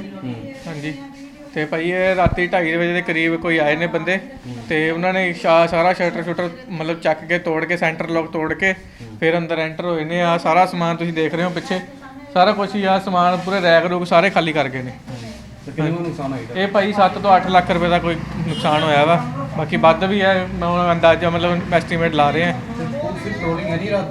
ਪੁਲਿਸ ਦੀ ਪੈਟਰੋਲਿੰਗ ਹੈਗੀ ਆ ਭਾਈ, ਹੁਣ ਪਤਾ ਨਹੀਂ ਕੀ ਸਿਸਟਮ ਹੈ ਉਹਨਾਂ ਦਾ, ਕੱਲ ਰਾਤੀ ਕੀ ਹੋਇਆ ਕੀ ਨਹੀਂ ਹੋਇਆ ਹੁਣ ਤੱਕ ਉਹੀ ਜਾਣਦੇ ਨੇ। ਤੁਹਾਨੂੰ ਕਿੰਨੇ ਕੋਈ ਇਤਲਾਹ ਮਿਲੀ ਸੀ? ਇਹ ਭਾਈ ਸਵੇਰੇ 7 ਵਜੇ ਆਪਾਂ ਨੂੰ ਪਤਾ ਲੱਗਿਆ ਵਾ ਵੀ ਇੱਦਾਂ ਦਾ ਮੁਰੇ ਲੱਗਿਆ ਸੀ, ਤਰਪਾਲ ਲੱਗੀ ਸੀ, ਮੁਰੇ ਤਰਪਾਲ ਲਾ ਕੇ ਉਹਨਾਂ ਨੇ ਪੂਰਾ ਅੰਦਰ ਕੰਮ ਕੀਤਾ ਵਾ ਉਹ ਸਾਹਮਣੇ ਸਾਡੇ ਰਹਿੰਦੇ ਨੇ ਪੜੋਸੀ, ਉਹਨਾਂ ਨੇ ਮਤਲਬ ਕਾਲ ਕੀਤੀ ਸਾਨੂੰ ਵੀ ਇੱਦਾਂ ਕਰਕੇ ਤੁਹਾਡੀ ਦੁਕਾਨ ਦਾ ਸ਼ਟਰ ਤੋੜਿਆ ਹੋਇਆ ਤੇ ਉਹਨਾਂ ਨੇ ਸਾਨੂੰ ਦੱਸਿਆ। ਪ੍ਰਸ਼ਾਸਨ ਤੋਂ ਕੀ ਮੰਗ ਕਰਦੇ ਹੋ? ਪ੍ਰਸ਼ਾਸਨ ਤੋਂ ਭਾਈ ਇਹੀ ਮੰਗ ਹੈ ਵੀ ਹੁਣ ਗਾਹਾਂ ਤੋਂ ਮਤਲਬ ਪੂਰਾ ਆਪਦਾ ਪੈਟਰੋਲਿੰਗ ਕਰਨ ਤੇ ਜਿਹੜੇ ਚੋਰ ਨੇ ਇਹਨਾਂ ਨੂੰ ਫੜਨ ਤੇ ਥੋੜਾ ਜਿਹਾ ਇੱਥੇ ਕੰਟਰੋਲ 'ਚ ਆਵੇ ਕੰਮ। ਉਹ ਭਾਈ ਪਹਿਲਾਂ ਵੀ ਕਹਿੰਦੇ ਮਤਲਬ ਜਿਹੜੇ ਹੁਣ ਇਸ ਤੋਂ ਪਹਿਲਾਂ ਵੀ ਉਹਨਾਂ ਨੇ 7-8 ਵਾਰਦਾਤਾਂ ਕੀਤੀਆਂ ਹੋਈਆਂ ਨੇ। ਕਿੰਨੇ ਕੁ ਹੋਏ ਸੀ ਜਿਹੜੇ ਕੈਮਰੇ 'ਚ? ਇਹ ਭਾਈ 3 ਜਣੇ ਕੈਮਰੇ 'ਚ ਆਏ ਨੇ। ਉੱਦਾਂ ਜਿਵੇਂ ਗੱਡੀ ਵਿੱਚ ਵੀ ਸੀ ਬੰਦੇ, ਇਹ ਘੱਟੋ ਘੱਟ ਮਤਲਬ 5-6 ਜਾਂ 7-8 ਬੰਦੇ ਦੀ ਵਾਰਦਾਤ ਹੈਗੀ ਹੈ। ਪੁਲਿਸ ਕੋ ਕੀ ਕਹਿਣਾ? ਪੁਲਿਸ ਵਾਲਿਆਂ ਨੇ ਭਾਜੀ FIR ਕੀਤੀ ਹੈ, ਹੁਣ ਅੱਗੇ ਦੇਖੋ ਉਹਨਾਂ ਦੀ ਕੀ ਕਾਰਵਾਈ ਬਣਦੀ ਹੈ, ਕਰਨਗੇ। ਲੁਧਿਆਣਾ ਦੇ ਇੱਕ ਨਿੱਜੀ ਹਸਪਤਾਲ ਦੇ ਵਿੱਚ ਇੰਡੋਸਕੋਪੀ ਤਕਨੀਕ ਦੀ ਸ਼ੁਰੂਆਤ ਹੋਣ ਜਾ ਰਹੀ ਹੈ, ਜਿਸ ਦੇ ਬਾਰੇ ਜਾਣਕਾਰੀ ਦੇਣ ਦੇ ਲਈ ਇੱਕ ਨਿੱਜੀ ਹੋਟਲ ਦੇ ਵਿੱਚ ਸੈਸ਼ਨ ਰੱਖਿਆ ਗਿਆ। ਇਸ ਮੌਕੇ ਹਸਪਤਾਲ ਦੇ ਮੌਜੂਦ ਡਾਕਟਰਾਂ ਨੇ ਦੱਸਿਆ ਕਿ ਇਸ ਤਕਨੀਕ ਦੇ ਰਾਹੀਂ ਮੋਟਾਪੇ ਦੇ ਇਲਾਜ ਲਈ ਕਿਸੇ ਵੀ ਤਰ੍ਹਾਂ ਦੇ ਆਪਰੇਸ਼ਨ ਦੀ ਬਜਾਏ ਵਿਅਕਤੀ ਦੇ ਮੂੰਹ ਰਾਹੀਂ ਪੇਟ ਦੇ ਵਿੱਚ ਇੰਡੋਸਕੋਪੀ ਤਕਨੀਕ ਨਾਲ ਮੋਟਾਪੇ ਤੋਂ ਛੁਟਕਾਰਾ ਪਾਇਆ ਜਾ ਸਕਦਾ ਹੈ। ਇਸ ਤੋਂ ਇਲਾਵਾ ਉਹਨਾਂ ਹੋਰ ਵੀ ਵਧੇਰੇ ਜਾਣਕਾਰੀ ਸਾਂਝੀ ਕੀਤੀ ਹੈ। ਪਹਿਲੀ ਵਾਰ ਮੋਟਾਪੇ ਲਈ ਜਿਹੜਾ ਕਿ ਅੱਜ ਕੱਲ੍ਹ ਤੁਸੀਂ ਸੁਣਿਆ ਹੋਏਗਾ ਕਿ ਕਦੇ ਮੋਟਾਪੇ ਲਈ ਆਪਰੇਸ਼ਨ ਕਰਾਉਣੇ ਪੈਂਦੇ ਨੇ, ਵੱਡੇ ਆਪਰੇਸ਼ਨ ਦੇ ਨਾਲ ਦਵਾਈਆਂ ਦੇਣੀ ਪੈਂਦੀਆਂ ਨੇ, ਜਿਹਦੇ ਨਾਲ ਸਾਈਡ ਇਫੈਕਟ ਵੀ ਬਹੁਤ ਜ਼ਿਆਦਾ ਹੁੰਦੇ ਨੇ। ਡਾਕਟਰ ਰਾਜਨ ਮਿੱਤਲ ਜਿਹੜੇ ਇੱਕ ਸੀਨੀਅਰ ਗੈਸਟ੍ਰੋਐਂਟਰੋਲੋਜਿਸਟ ਨੇ, ਇਹਨਾਂ ਨੇ ਮਹਾਰਤ ਹਾਸਲ ਕੀਤੀ ਹੈ ਐਂਡੋਸਕੋਪੀ ਨਾਲ ਬਿਨਾਂ ਕਿਸੇ ਚੀਰ-ਫਾੜ ਦੇ ਉਸ ਮੋਟਾਪੇ ਦੀ ਸਰਜਰੀ ਨੂੰ ਕਰਨਾ, ਜਿਹਦੇ ਵਿੱਚ ਸਵੇਰੇ ਪੇਸ਼ੈਂਟ ਆ ਕੇ ਸ਼ਾਮ ਨੂੰ ਆਪਰੇਸ਼ਨ ਕਰਾ ਕੇ ਜਾਂ ਅਗਲੇ ਦਿਨ ਸਵੇਰੇ ਘਰ ਜਾ ਸਕਦਾ ਬਿਨਾਂ ਕਿਸੇ ਚੀਰੇ ਦੇ। ਅਤੇ ਇਹ ਫੈਸਿਲਿਟੀ ਇਸ ਟਾਈਮ ਜਾਂ ਤਾਂ ਤੁਸੀਂ ਬੰਬੇ, ਦਿੱਲੀ ਜਾਂ ਵੱਡੇ ਸ਼ਹਿਰਾਂ 'ਚ ਉਪਲਬਧ ਹੈ। ਲੁਧਿਆਣਾ ਦੇ ਵਿੱਚ ਪਹਿਲੀ ਵਾਰ ਲਾਈਫ ਟਾਈਮ ਹਸਪਤਾਲ ਗਿੱਲ ਰੋਡ ਦੇ ਵਿੱਚ ਸਾਡੀ ਟੀਮ ਇਸ ਫੈਸਿਲਿਟੀ ਨੂੰ ਲੈ ਕੇ ਆ ਰਹੀ ਹੈ। ਉਹਦੇ ਨਾਲ ਨਾਲ ਡਾਕਟਰ ਅਖਿਲ ਮੋਂਗਾ ਜਿਹੜੇ ਕਿ ਸਾਡੇ ਰੇਡੀਓਲੋਜਿਸਟ ਨੇ, ਸੀਨੀਅਰ ਇੰਟਰਵੈਂਸ਼ਨ ਰੇਡੀਓਲੋਜਿਸਟ, ਉਹ ਸਾਰੇ ਪ੍ਰੋਸੀਜਰ ਜਿਹੜੇ ਪਹਿਲਾਂ ਸ਼ਾਇਦ ਕਿਸੇ ਆਪਰੇਸ਼ਨ ਨਾਲ ਹੁੰਦੇ ਸੀਗੇ, ਵੀ ਕਿਸੇ ਵਾਰ ਲਿਵਰ 'ਚ ਪੱਥ ਪੈ ਗਈ ਜਾਂ ਕਿਸੇ ਲਿਵਰ ਦਾ ਕੈਂਸਰ ਜਿਹੜਾ ਫੈਲ ਚੁੱਕਿਆ ਹੈ, ਇਹ ਸਾਰੇ ਟ੍ਰੀਟਮੈਂਟ ਜਿਹੜੇ ਕਿ ਸ਼ਾਇਦ ਈਵਨ ਵੱਡੇ ਹਸਪਤਾਲਾਂ ਦੇ ਵਿੱਚ ਉਪਲਬਧ नहीं है इस टाइम लुधियाना के ਵਿੱਚ। बहुत पुरानी टेक्निक तो नहीं है, ये 5-6 साल हुए हैं इस टेक्निक को।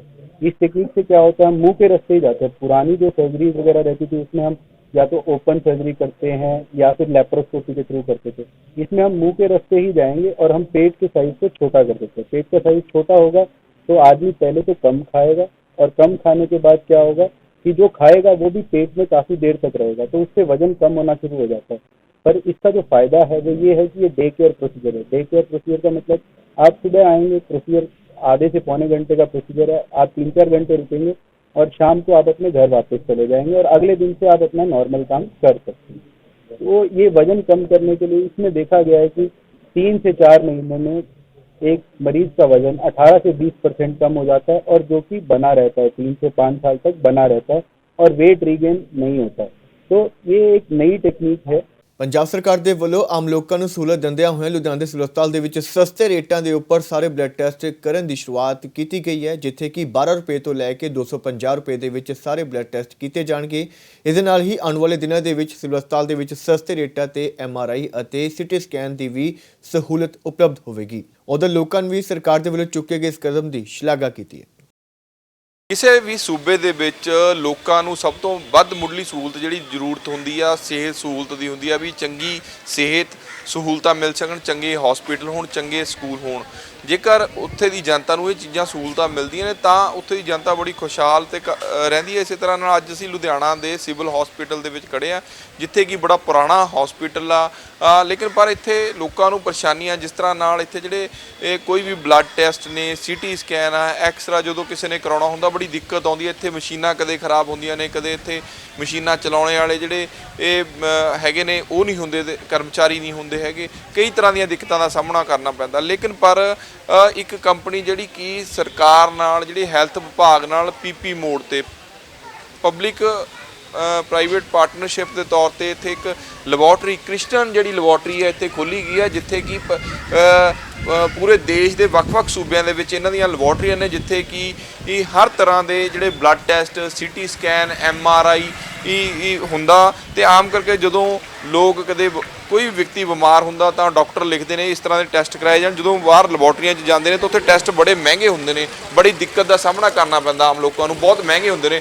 ਮੈਂ ਪਹਿਲਾਂ ਥੋੜ੍ਹਾ ਦਿਖਾਉਣਾ ਚਾਹੂੰਗਾ ਜਿਸ ਤਰ੍ਹਾਂ ਨਾਲ ਇੱਥੇ ਪ੍ਰਾਈਸ ਲਿਸਟ ਜਿਹੜੀ ਲੈਬੋਰਟਰੀ ਦੀ ਲੱਗੀ ਹੋਈ ਆ, CT ਸਕੈਨ ਦੀ ਲੱਗੀ ਹੋਈ ਹੈ, MRI ਦੀ ਲੱਗੀ ਹੈ। ਲੇਕਿਨ ਸਭ ਤੋਂ ਪਹਿਲਾਂ ਹਲੇ MRI ਤੇ CT ਸਕੈਨ ਇੱਥੇ ਸ਼ੁਰੂ ਹੋਣਾ ਹੈਗਾ, ਲੇਕਿਨ ਬਲੱਡ ਦੇ ਜਿੰਨੇ ਵੀ ਟੈਸਟ ਨੇ ਵੱਖਰੇ ਵੱਖਰੇ, ਚਾਹੇ ਉਹ CBC ਆ, ਚਾਹੇ ਜਿਸ ਤਰ੍ਹਾਂ ਦੇ ਵਿਟਾਮਿਨ D ਆ, CA, ਜੋ ਵੀ ਡਾਕਟਰ ਲਿਖਦਾ ਕਿਸੇ ਨੂੰ ਪ੍ਰਸਕ੍ਰਾਈਬ ਕਰਦਾ ਵੀ ਇਹ ਜ਼ਰੂਰੀ ਆ, ਇੱਥੇ ਹੁੰਦੇ ਨੇ। ਰੇਟ ਦੇਖ ਕੇ ਤੁਸੀਂ ਹੈਰਾਨ ਰਹਿ ਜਾਓਗੇ। ਮੈਂ ਕਲੋਜ਼ ਕਰਨ ਦੀ ਕੋਸ਼ਿਸ਼ ਕਰੂੰਗਾ ਵੀ ਕੈਮਰਾਮੈਨ ਨੂੰ ਕਹੂੰਗਾ ਕਲੋਜ਼ ਕਰਕੇ ਦਿਖਾਉਣ, ਜਿਸ ਤਰ੍ਹਾਂ ਨਾਲ 12 ਰੁਪਏ ਤੋਂ ਟੈਸਟ ਸ਼ੁਰੂ ਹੁੰਦਾ। ਅਸੀਂ ਵੀ ਤਕਰੀਬਨ ਦੇਖਿਆ, ਲੰਮਾ ਸਮਾਂ ਹੋ ਗਿਆ ਡਾਕਟਰਾਂ ਕੋਲ ਜਾਂਦੇ ਹਾਂ, ਕਦੇ ਇਸ ਤਰ੍ਹਾਂ ਦਾ ਟੈਸਟ ਸਾਹਮਣੇ ਨਹੀਂ ਆਇਆ ਵੀ 12 ਰੁਪਏ ਦੇ ਵਿੱਚ ਕੋਈ ਟੈਸਟ ਹੋ ਜਾਵੇ ਜਾਂ 65 ਰੁਪਏ ਦੇ ਵਿੱਚ ਹੋ ਜਾਵੇ। ਇਹ ਜਦੋਂ ਜਾਈਦਾ 250 300 ਤੋਂ ਸ਼ੁਰੂ ਹੋ ਕੇ ਹਜ਼ਾਰਾਂ ਤੱਕ ਟੈਸਟ ਜਾਂਦੇ ਨੇ। ਇੱਥੇ ਇੱਕ ਭਾਈ ਸਾਹਿਬ ਵੀ ਖੜੇ ਨੇ, ਉਹਨਾਂ ਨਾਲ ਵੀ ਗੱਲ ਕਰਾਂਗੇ ਉਹ ਕੀ ਕਹਿਣਾ ਚਾਹੁੰਦੇ ਨੇ। ਸਰ, ਕੀ ਕਹਿਣਾ ਚਾਹੁੰਦੇ ਹੋ, ਇਹ ਜਿਹੜਾ ਸ਼ੁਰੂ ਹੋਈ ਹੈ ਲੈਬੋਰਟਰੀ, ਕੀ ਲੋਕਾਂ ਲਈ ਬੈਨੀਫਿਟ ਆ? ਕੀ ਰੇਟ ਦੇਖ ਕੇ ਹੈਰਾਨ ਹੋਏ ਹੋ ਤੁਸੀਂ ਵੀ? ਹਾਂਜੀ ਸਰ, ਬਹੁਤ ਬੈਨੀਫਿਟ ਹੈ, ਬਹੁਤ ਜ਼ਿਆਦਾ।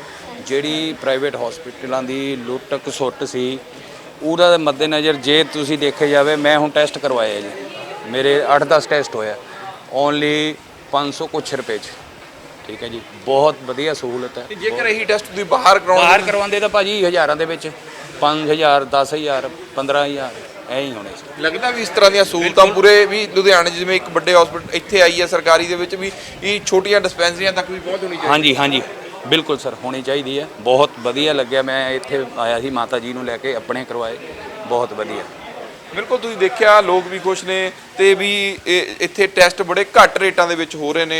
ਇਹ ਟੈਸਟਾਂ ਦੇ ਰੇਟ ਨੇ ਜਿਹੜੇ ਉਹ ਵੀ ਬੜੇ ਘੱਟ ਨੇ। ਗੱਲ ਕਰਾਂਗੇ, ਤੁਸੀਂ ਵੀ ਇੱਥੇ ਟੈਸਟ ਕਰਾਉਣਾ ਆਏ ਹੋ ਜੀ, ਕੀ ਲੱਗਦਾ ਪਿਆ ਹੈਗਾ ਕਿ ਜਿਵੇਂ ਇੰਨੇ ਘੱਟ ਰੇਟ ਨੇ ਤੇ ਫਾਇਦਾ ਹੋਊਗਾ ਪਬਲਿਕ ਨੂੰ ਇਹਦੇ ਬਾਰੇ? ਹਾਂਜੀ, ਬਹੁਤ ਫਾਇਦਾ ਹੋਊਗਾ ਇਹਨਾਂ ਨੂੰ। ਤਾਂ ਫਿਲਹਾਲ ਸਰ ਮੈਂ ਪਹਿਲਾਂ ਟੈਸਟ ਕਰਾਏ ਸੀ, ਬਾਹਰੋਂ ਵੀ ਕਰਾਏ ਸੀ 4-5 ਵਾਰ ਤੇ ਇੱਥੋਂ ਵੀ ਕਰਾਇਆ। ਜਿਹੜਾ ਅੱਜ ਇੱਥੋਂ ਟੈਸਟ ਹੋ ਰਿਹਾ ਬਹੁਤ ਸਸਤਾ ਟੈਸਟ ਹੋ ਰਿਹਾ ਜੀ। ਬਾਹਰੋਂ ਪਹਿਲਾਂ ਮੈਂ 3-4 ਵਾਰ ਟੈਸਟ ਕਰਾਈ ਤੇ ਉਹ ਕਮ ਸੇ ਕਮ ਮੇਰਾ ਜੀ 15-20 ਹਜ਼ਾਰ ਰੁਪਏ ਖਰਚਾ ਆ ਚੁੱਕਿਆ ਸੀ ਬਾਹਰੋਂ ਹੀ। ਤੇ ਅੱਜ ਮੈਂ ਪਹਿਲਾ ਟੈਸਟ ਕਰਾ ਰਿਹਾ ਇੱਥੇ ਹੀ 75 ਰੁਪਏ 'ਚ ਮੇਰਾ ਟੈਸਟ ਹੋ ਰਿਹਾ ਤੇ ਮੈਨੂੰ ਬਹੁਤ ਖੁਸ਼ੀ ਹੈ ਇਸ ਚੀਜ਼ ਦੀ। ਆਪਣੇ ਪੰਜਾਬ 'ਚ ਕੁਝ ਚੇਂਜ ਹੀ ਹੋ ਰਹੀ ਹੈ ਜੀ। ਥੈਂਕ ਯੂ ਜੀ।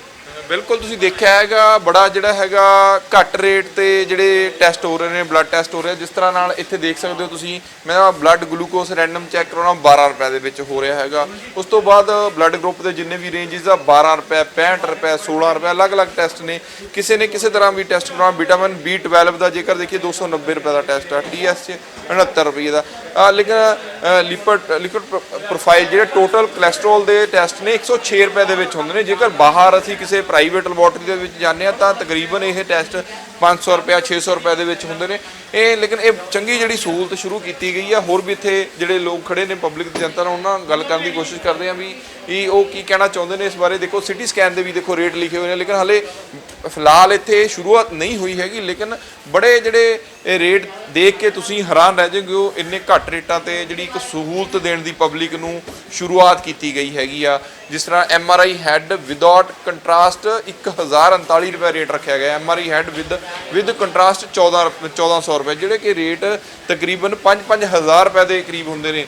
ਸਿਰਫ ਲੋਕਾਂ ਨੂੰ ਸਹੂਲਤਾਂ ਦੇਣ ਲਈ ਇੱਕ ਚੰਗਾ ਉਦਮ ਜਿਹੜਾ ਸਰਕਾਰ ਵੱਲੋਂ ਇੱਕ PP ਮੋਡ ਤੇ ਜਿਹੜਾ ਕੀਤਾ ਗਿਆ ਹੈਗਾ। ਜਿਸ ਤਰ੍ਹਾਂ ਨਾਲ ਜਦੋਂ ਵੀ ਕੋਈ ਸਿਵਲ ਹਸਪੀਟਲ ਦੇ ਵਿੱਚ ਆਉਂਦਾ ਸੀ ਤਾਂ ਇੱਥੇ ਕੋਈ ਟੈਸਟ ਕਰਾਉਣਾ ਹੁੰਦਾ ਸੀਗਾ, ਉਹਨਾਂ ਨੂੰ ਬਾਹਰ ਜਿਹੜਾ ਭੱਜਣਾ ਪੈਂਦਾ ਸੀਗਾ, ਪ੍ਰਾਈਵੇਟ ਲੈਬੋਰਟਰੀਆਂ ਜਾਣਾ ਪੈਂਦਾ ਸੀ। ਇੱਥੇ ਕਦੇ ਮਸ਼ੀਨ ਖਰਾਬ ਆ, ਕਦੇ ਉਹਨੂੰ ਚਲਾਉਣ ਵਾਲਾ ਜਿਹੜਾ ਟੈਕਨੀਸ਼ੀਅਨ ਨਹੀਂ ਹੈਗਾ, ਕਾਫੀ ਜ਼ਿਆਦਾ ਦਿੱਕਤ ਦਾ ਸਾਹਮਣਾ ਕਰਨਾ ਪੈਂਦਾ ਸੀ। ਲੇਕਿਨ ਹੁਣ ਜਿਹੜੀ ਸ਼ਾਇਦ ਜਿਹੜੀ ਇਹ ਸ਼ੁਰੂਆਤ ਹੋਈ ਆ ਕਿਤੇ ਆਮ ਲੋਕਾਂ ਨੂੰ ਇਹਦਾ ਕਾਫੀ ਜਿਹੜਾ ਫਾਇਦਾ ਮਿਲ ਸਕੇਗਾ। ਜਿਸ ਤਰ੍ਹਾਂ ਨਾਲ ਇਹ ਵੀ ਕਿਆਸ ਰਾਈ ਹੁੰਦੀ ਹੈ, ਜਦੋਂ ਵੀ ਸਿਵਲ ਹਸਪੀਟਲ ਦੇ ਵਿੱਚ ਕੋਈ ਟੈਸਟਾਂ ਦੀ ਸ਼ੁਰੂਆਤ ਹੁੰਦੀ ਹੈ ਉੱਥੇ ਟੈਕਨੀਸ਼ੀਅਨ ਦੀ ਕਮੀ ਹੁੰਦੀ ਹੈ, ਉੱਥੇ ਮਸ਼ੀਨ ਨਹੀਂ ਹੁੰਦੀ। ਪਰ ਜਿਸ ਤਰ੍ਹਾਂ ਨਾਲ PP ਮੋਡ ਤੇ ਇਹ ਇੱਕ ਉਪਰਾਲਾ ਕੀਤਾ ਗਿਆ, ਹੋ ਸਕਦਾ ਆਉਣ ਵਾਲੇ ਦਿਨਾਂ ਦੇ ਵਿੱਚ ਇਹ ਲੁਧਿਆਣਾ ਸ਼ਹਿਰ ਦੀ ਜਨਤਾ ਲਈ ਚੰਗਾ ਸਿੱਧ ਹੋਵੇ। ਜਿਸ ਤਰ੍ਹਾਂ ਨਾਲ ਲੁਧਿਆਣਾ ਸ਼ਹਿਰ ਦੇ ਵਿੱਚ ਹੋਰ ਵੀ ਜਿਹੜੇ PHCਆਂ ਨੇ ਜਾਂ CHCਆਂ ਨੇ, ਉਹਨਾਂ ਦੇ ਵਿੱਚ ਵੀ ਜਿਸ ਤਰ੍ਹਾਂ ਦੇ ਉਪਰਾਲੇ ਸ਼ੁਰੂ ਹੁੰਦੇ ਨੇ, ਜਾਂ ਖੰਨਾ ਜਗਰਾਓਂ ਉੱਥੇ ਵੀ ਹੁੰਦੇ ਨੇ, ਤਾਂ ਲੋਕਾਂ ਨੂੰ ਜਿਹੜੀ ਹੈਗੀ ਸਰਕਾਰ ਦੀ ਵੱਡੀ ਸਹੂਲਤ ਮਿਲੂਗੀ। ਘੱਟ ਪੈਸੇ ਖਰਚ ਕੇ ਚੰਗੇ ਟੈਸਟਾਂ ਦੀ ਸਹੂਲਤ ਮਿਲੂਗੀ। ਜੇਕਰ ਬਾਹਰ ਪ੍ਰਾਈਵੇਟ ਲੈਬੋਰਟਰੀਆਂ ਜਾਂਦੇ ਨੇ ਤਾਂ ਉੱਥੇ ਕਾਫੀ ਜ਼ਿਆਦਾ ਪੈਸੇ ਲੱਗ ਜਾਂਦੇ ਨੇ। ਪਰ ਇਹ ਆ ਵੀ ਇਹ ਚੰਗਾ ਉਪਰਾਲਾ ਜਿਹੜਾ ਸਰਕਾਰ ਨੇ ਜਿਹੜਾ ਹੈਗਾ ਕ੍ਰਿਸ਼ਨਨ ਕੰਪਨੀ ਨਾਲ ਮਿਲ ਕੇ ਕੀਤਾ, ਹੋ ਸਕਦਾ ਲੋਕਾਂ ਲਈ ਕਾਫੀ ਲਾਹੇਵੰਦ ਹੋਊਗਾ। ਲੁਧਿਆਣਾ ਤੋਂ ਕੈਮਰਾ ਪਰਸਨ ਰੋਹਿਤ ਦੇ ਨਾਲ ਤਰਸੇਮ ਪਾਲ। ਵਿਗਿਆਨ ਯੁੱਗ ਦੀ ਸ਼ੁਰੂਆਤ ਕਿਵੇਂ ਹੋਈ, ਇਸ ਦੇ ਬਾਰੇ ਜ਼ਮੀਨੀ ਪੱਧਰ ਤੇ ਵਿਦਿਆਰਥੀਆਂ ਨੂੰ ਗਿਆਨ ਦੇਣ ਦੇ ਲਈ ਪੂਰੇ ਭਾਰਤ ਦੇ ਵਿੱਚ 75 ਥਾਵਾਂ ਤੇ ਹਰ ਪ੍ਰਦੇਸ਼ ਦੀ ਭਾਸ਼ਾ ਦੇ ਵਿੱਚ 22 ਫਰਵਰੀ ਤੋਂ ਵਿਗਿਆਨ ਸਪਤਾਹ ਮਨਾਇਆ ਜਾ ਰਿਹਾ ਹੈ। ਪੰਜਾਬ ਦੇ ਵਿੱਚ ਵੀ 4 ਥਾਵਾਂ ਤੇ ਵਿਗਿਆਨ ਦੀ ਇਹ ਪ੍ਰਦਰਸ਼ਨੀ ਲਗਾਈ ਗਈ ਹੈ। ਲੁਧਿਆਣਾ ਦੇ ਪੰਜਾਬ ਖੇਤੀਬਾੜੀ ਯੂਨੀਵਰਸਿਟੀ ਦੇ ਵਿੱਚ ਵੀ ਇਹ ਵਿਗਿਆਨ ਪ੍ਰਦਰਸ਼ਨੀ ਚੱਲ ਰਹੀ ਹੈ। ਇਸ ਮੌਕੇ ਪ੍ਰਦਰਸ਼ਨੀ ਦੇ ਸੰਚਾਲਕ ਡਾਕਟਰ ਅਨਿਲ ਸ਼ਰਮਾ ਨੇ ਖਾਸ ਗੱਲਬਾਤ ਕੀਤੀ ਅਤੇ ਉਹਨਾਂ ਦੇ ਵੱਲੋਂ ਵਿਗਿਆਨ ਨਾਲ ਜੁੜੇ ਵੱਖ-ਵੱਖ ਪਹਿਲੂਆਂ ਦੇ ਬਾਰੇ ਵਿਸਥਾਰਪੂਰਵਕ ਜਾਣਕਾਰੀ ਦਿੱਤੀ ਗਈ।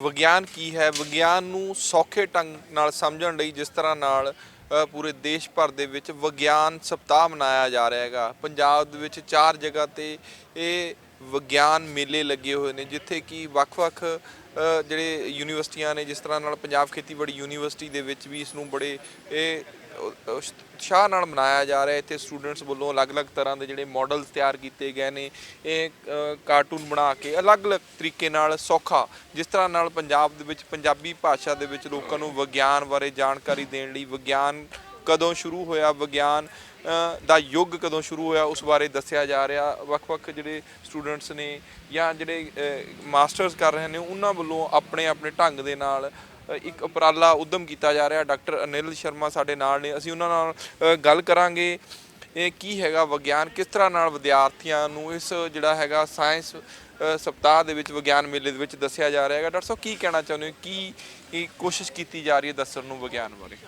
ਤਰਸੇਮ ਜੀ, ਪਹਿਲਾਂ ਤੁਹਾਡਾ ਧੰਨਵਾਦ, ਤੁਸੀਂ ਇੱਥੇ ਵਿਗਿਆਨ ਹਫ਼ਤੇ ਜਿਹੜਾ PAU ਮਨਾਇਆ ਜਾ ਰਿਹਾ ਕਮਿਊਨੀਕੇਸ਼ਨ ਸੈਂਟਰ ਤੁਸੀਂ ਪਹੁੰਚੇ ਹੋ। ਮੈਂ ਸਿਰਫ ਇੰਨੀ ਗੱਲ ਕਰਨੀ ਚਾਹੁੰਦਾ ਵਾਂ, ਆਉਣ ਵਾਲੇ ਟਾਈਮ 'ਚ ਸਮਾਜ ਦੇ ਵਿੱਚ 2 ਤਰ੍ਹਾਂ ਦੇ ਧਿਰ ਬਣ ਜਾਣੇ ਆ। ਇੱਕ ਤਾਂ ਧਿਰ ਉਹ ਬਣ ਜਾਣੀ ਜਿਹੜੀਆਂ ਵਿਗਿਆਨ ਦੀਆਂ ਪ੍ਰਾਪਤੀਆਂ ਨੂੰ ਭੋਗ ਰਹੀ ਹੈ, ਅਤੇ ਦੂਜੀ ਧਿਰ ਉਹ ਜਿਹੜੇ ਵਿਗਿਆਨ ਤੋਂ ਵਿਹੂਣੇ ਬੈਠੇ ਆ। ਇਸੇ ਗੈਪ ਨੂੰ ਪੂਰਾ ਕਰਨ ਦੇ ਲਈ, ਪਲੱਗ ਕਰਨ ਦੇ ਲਈ ਇਹ ਭਾਰਤ ਸਰਕਾਰ ਵੱਲੋਂ ਇਹ ਨਵਾਂ ਹਫ਼ਤਾ ਮਨਾਇਆ ਜਾ ਰਿਹਾ। 75 ਲੋਕੇਸ਼ਨਸ 'ਤੇ ਇਹ ਬਣਾਇਆ ਜਾ ਰਿਹਾ ਇੰਡੀਆ ਦੇ ਵਿੱਚ, ਅਤੇ ਉਹਦੇ ਲੁਧਿਆਣਾ ਵੀ ਇੱਕ ਚੁਣੀ ਗਈ ਹੈ। ਵੱਧ ਤੋਂ ਵੱਧ ਲੋਕਾਂ ਤੱਕ ਵਿਗਿਆਨ ਪਹੁੰਚੇ, ਅਤੇ ਵਿਲੱਖਣਤਾ ਇਹਦੇ ਵਿੱਚ ਇਹ ਹੈ, ਇਹ ਜਿਹੜਾ ਵਿਗਿਆਨ ਹਫ਼ਤਾ ਮਨਾਇਆ ਜਾ ਰਿਹਾ ਹਰ ਇੱਕ ਜਿਹੜੇ ਸੂਬੇ 'ਚ ਮਨਾਇਆ ਜਾ ਰਿਹਾ ਉਹਨਾਂ ਦੀ ਲੋਕਲ ਭਾਸ਼ਾ ਦੇ ਵਿੱਚ, ਜਿਵੇਂ ਇੱਥੇ ਪੰਜਾਬੀ ਦੇ ਵਿੱਚ ਅਸੀਂ ਮਨਾਉਣ ਦੀ ਕੋਸ਼ਿਸ਼ ਕਰ ਰਹੇ ਹਾਂ। ਹੁਣ ਦੂਜੀਆਂ ਥਾਵਾਂ 'ਤੇ ਕੋਂਕਣੀ 'ਚ, ਬੰਗਾਲੀ ਦੇ ਵਿੱਚ, ਓਰੀਆ ਦੇ ਵਿੱਚ, ਈਵਨ ਜੰਮੂ ਕਸ਼ਮੀਰ ਵਾਲੇ ਪਾਸੇ ਡੋਗਰੀ ਭਾਸ਼ਾ 'ਚ ਇਹ ਮਨਾਉਣ ਦੀ ਕੋਸ਼ਿਸ਼ ਕੀਤੀ, ਤਾਂ ਜੋ ਵੱਧ ਤੋਂ ਵੱਧ ਵਿਗਿਆਨ ਲੋਕਾਂ ਤੱਕ ਪਹੁੰਚੇ। ਤੇ ਜਿਵੇਂ ਵਿਗਿਆਨ ਜ਼ਿਆਦਾ ਲੋਕ ਸਮਝਦੇ ਨਹੀਂ, ਵਿਗਿਆਨ ਦਾ ਜਿਹੜਾ ਯੁੱਗ ਦੀ ਸ਼ੁਰੂਆਤ ਹੋਈ ਸੀ ਤੇ ਤਰੱਕੀ ਤੇ ਰਾਹਾਂ ਤੇ ਲੈ ਕੇ ਜਾਣ, ਹਲੇ ਵੀ ਕੁਝ ਲੋਕ ਪੁਰਾਣੇ ਭਰਮਾਂ ਦੇ ਵਿੱਚ ਨੇ, ਉਹਦੇ ਬਾਰੇ ਵੀ ਲੋਕ ਸਮਝ ਪਾਉਣਗੇ, ਜਿਵੇਂ ਸੌਖੀ ਭਾਸ਼ਾ ਦੇ ਵਿੱਚ ਪੰਜਾਬੀ ਦੇ ਵਿੱਚ ਵਿਗਿਆਨ ਦੱਸਿਆ ਜਾ ਰਿਹਾ ਹੈ। ਇਹ ਤਰਸੇਮ ਜੀ ਬਹੁਤ ਜ਼ਰੂਰੀ, ਬਹੁਤ ਵਧੀਆ। ਅਸੀਂ ਇਸ ਦੇ ਵਿਸ਼ੇ 'ਤੇ ਗੱਲਬਾਤ ਵੀ ਰੱਖੀ ਹੈ। ਜਿਹੜਾ ਧਰਮ ਹੈ, ਧਰਮ ਤੇ ਵਿਗਿਆਨ, ਇਹ ਦੋਵੇਂ ਇੱਕ ਦੂਜੇ ਦੇ ਆਪਾਂ ਕਹੀਏ ਦਿਸ਼ਾਵਾਂ ਇਹਨਾਂ ਦੀ ਉਲਟ ਨਹੀਂ ਹੈ, ਇਹ ਹੈ ਇਕੱਠੇ ਨਹੀਂ, ਪੈਰਲਲ ਚੱਲਦੇ ਹੈ। ਜੋ ਧਰਮ ਦੇ ਵਿੱਚ ਚੀਜ਼ਾਂ ਦੀ ਆਪਾਂ ਗੱਲ ਕਰਦੇ ਹਾਂ, ਉਹਦੇ ਪਿੱਛੇ ਕੋਈ ਨਾ ਕੋਈ ਵਿਗਿਆਨ ਲੁਕਿਆ ਹੁੰਦਾ ਹੈ, ਅਤੇ ਵਿਗਿਆਨ ਅਤੇ ਧਰਮ ਇਹ ਕੰਟੈਂਪਰੇਰੀ ਨੇ। ਸੇਮ ਉੱਦਾਂ ਦੀ ਗੱਲ ਆ, ਆਰਟ ਅਤੇ ਸਾਇੰਸ ਦੀ ਗੱਲ ਆ ਜਾਂਦੀ ਹੈ। ਆਰਟ ਅਤੇ ਸਾਇੰਸ ਇੱਕ ਦੂਜੇ ਦੇ ਵਿਰੁੱਧ ਹੀ ਨਹੀਂ ਹੈ। ਜਿੱਥੇ ਆਰਟ ਫਿਕਸ਼ਨ ਖਤਮ ਹੁੰਦੀ ਹੈ, ਉੱਥੋਂ ਸਾਇੰਸ ਸ਼ੁਰੂ ਹੁੰਦੀ ਹੈ, ਅਤੇ ਸਾਇੰਸ ਜਿੱਥੇ ਖਤਮ ਹੁੰਦੀ ਹੈ, ਉਸ ਤੋਂ ਬਾਅਦ ਫਿਰ ਫਿਕਸ਼ਨ ਸ਼ੁਰੂ ਹੁੰਦੀ ਹੈ। ਸੋ ਇਸੇ ਚੀਜ਼ ਨੂੰ ਪਹੁੰਚਾਉਣ ਦੇ ਲਈ, ਲੋਕਾਂ ਤੱਕ ਪਹੁੰਚਾਉਣ ਦੇ ਲਈ ਵੀ ਇਹ ਸੁਨੇਹਾ ਅਸੀਂ ਇਸ ਹਫ਼ਤੇ ਦੇ ਦੌਰਾਨ। ਇਹਦੇ ਵਿੱਚ ਕਿਹੜੇ ਸਟੂਡੈਂਟ ਆਏ ਨੇ, ਕਿੱਥੋਂ ਆਏ ਨੇ, ਕੀ ਉਹਨਾਂ ਨੂੰ ਦੱਸਿਆ ਜਾ ਰਿਹਾ, ਤੁਹਾਡੇ ਵੱਲੋਂ ਕੀ ਨਵੀਂ ਜਾਣਕਾਰੀ? ਇਹਦੇ ਵਿੱਚ ਸਾਡੇ ਕੋਲ ਪੰਜਾਬ ਐਗਰੀਕਲਚਰ ਯੂਨੀਵਰਸਿਟੀ ਦੇ ਸਟੂਡੈਂਟ ਨੇ, ਰਿਮਟ ਯੂਨੀਵਰਸਿਟੀ ਦੇ ਸਟੂਡੈਂਟ ਨੇ, ਸਿਟੀ ਯੂਨੀਵਰਸਿਟੀ ਦੇ ਸਟੂਡੈਂਟ ਨੇ, ਗੜਵਾਸੂ ਦੇ ਅਸੀਂ ਵਿਦਿਆਰਥੀਆਂ ਨੂੰ ਨਾਲ ਇਨਵੋਲਵ ਕੀਤਾ ਵਾ, ਅਤੇ ਬੜਾ ਚੰਗਾ ਰਿਸਪੌਂਸ ਵਿਦਿਆਰਥੀਆਂ ਦਾ ਵੇਖ ਕੇ ਸਾਨੂੰ ਚੰਗਾ ਲੱਗਿਆ ਵੀ ਹਾਂ, ਅਸੀਂ ਸਗੋਂ ਈਵੈਂਟ ਵੀ ਵਧਾ ਰਹੇ ਹਾਂ। ਜਿਹੜੀ ਟਾਈਮਿੰਗ ਪਹਿਲਾਂ 4:30 5 ਵਜੇ ਤੱਕ ਸੀ, ਹੁਣ ਸਾਨੂੰ 7 ਵਜੇ ਤੱਕ ਲਿਜਾਣੀ ਪੈ ਰਹੀ ਹੈ, ਕਿਉਂਕਿ ਵਿਦਿਆਰਥੀਆਂ ਦੇ ਉਤਸ਼ਾਹ ਨੂੰ ਧਿਆਨ 'ਚ ਰੱਖਦੇ ਹੋਏ। ਕਿਸ ਤਰ੍ਹਾਂ ਕਰ ਰਹੇ ਨੇ, ਥੋੜਾ ਦੱਸਣ ਦੀ ਕੋਸ਼ਿਸ਼ ਕਰੇਂਗੇ? ਜਿਵੇਂ ਹੁਣ ਇਹਨਾਂ ਦੀ ਈਵੈਂਟ ਚੱਲ ਰਹੀ ਹੈ, ਕਾਰਟੂਨ ਮੇਕਿੰਗ ਦੀ ਚੱਲ ਰਹੀ ਹੈ। ਕਾਰਟੂਨ ਦੇ ਨਾਲ ਅਸੀਂ ਵਿਗਿਆਨ ਕਿਵੇਂ ਲੋਕਾਂ ਤੱਕ ਪਹੁੰਚਾ ਸਕਦੇ ਹਾਂ, ਉਸ ਤੋਂ ਪਹਿਲਾਂ ਡਿਬੇਟ ਦਾ ਕੰਪੀਟੀਸ਼ਨ ਅਸੀਂ ਕਰਾ ਕੇ ਹਟੇ ਹਾਂ। ਸੇਮ ਇੱਦਾਂ ਹੀ ਅਸੀਂ ਲਘੂ ਨਾਟਕਾਂ ਜਿਵੇਂ ਬਣਾਉਣੀਆਂ, ਅਸੀਂ ਉਹਦੇ 'ਚ ਗੀਤ ਸੰਗੀਤ ਦੀ ਗੱਲ ਕਰਨੀ ਹੈ। ਅਸੀਂ ਕਵਿਤਾਵਾਂ, ਗੀਤ ਜਿਹੜੇ ਨੇ ਵਿਗਿਆਨਕ ਗੀਤ ਨੇ, ਉਹਨਾਂ ਨੂੰ ਕਿਵੇਂ ਤਿਆਰ ਕਰਨਾ, ਉਹਦੇ ਬਾਰੇ ਵੀ ਟਿਪਸ ਸਾਂਝੇ ਕਰਨੇ ਆ। ਨਾਟਕਾਂ ਬਾਰੇ ਵੀ ਜਿਹੜੇ ਜਿਸ ਤਰ੍ਹਾਂ ਸਟੂਡੈਂਟਸ ਨੇ ਸਾਰੇ ਮਾਸਟਰਸ ਕੀਤੀ ਹੋਈ ਹੈ, ਇਹਨਾਂ ਨੂੰ ਜਿਵੇਂ ਇਹ ਜਿਹੜਾ ਬਣਾ ਰਹੇ ਨੇ, ਤੁਸੀਂ ਇਹਨਾਂ ਨੂੰ ਦੱਸ ਰਹੇ ਹੋ, ਥੱਲੇ ਵਾਲੇ ਲੈਵਲ ਤੇ ਕਿਸ ਤਰ੍ਹਾਂ ਸਮਝਾਉਣ ਦੀ ਕੋਸ਼ਿਸ਼ ਕਰ ਰਹੇ ਨੇ? ਇਹ ਜਿਵੇਂ ਹੁਣ ਆਹ ਕੰਪੀਟੀਸ਼ਨ ਦੀ ਐਕਸਕਲੂਸਿਵਲੀ ਗੱਲ ਕਰੀਏ, ਹੁਣ ਇਹਦੇ ਵਿੱਚ ਇੱਕ ਫੋਟੋ ਹਜ਼ਾਰਾਂ ਹੀ ਸ਼ਬਦ ਬਿਆਨ ਕਰਨ ਦੇ ਸਮਰੱਥ ਹੈ। ਹੁਣ ਇਹਨਾਂ ਨੂੰ ਵਿਸ਼ਾ ਵੀ ਵਿਗਿਆਨ ਦੇ ਹਿਸਾਬ ਨਾਲ ਦਿੱਤਾ ਗਿਆ। ਅੱਜ ਦਾ ਵਿਸ਼ਾ ਜਿਹੜਾ ਹੈ, ਅੱਜ ਦਾ ਵਿਸ਼ਾ ਜੋ ਹੈਗਾ, ਉਹਦੇ 'ਚ ਹੈਗਾ ਵੀ ਵਿਗਿਆਨ ਅਸੀਂ ਕਿੱਥੋਂ ਤੁਰੇ ਸੀ ਅਤੇ ਕਿੱਥੇ ਪਹੁੰਚੇ, ਅਤੇ ਵਿਗਿਆਨ ਦੀ ਸਾਡੀ ਇਸ ਵੇਲੇ ਰੋਜ਼ਮਰਰਾ ਦੀ ਜ਼ਿੰਦਗੀ ਵਿੱਚ ਕੀ ਮਹੱਤਤਾ, ਇਹ ਵਿਸ਼ੇ ਦੇ ਅਨੁਸਾਰ ਇਹ ਕਾਰਟੂਨ ਤਿਆਰ ਕਰ ਰਹੇ। ਇਹੀ ਡਿਬੇਟ ਦਾ ਇਹਨਾਂ ਦਾ ਵਿਸ਼ਾ ਸੀਗਾ।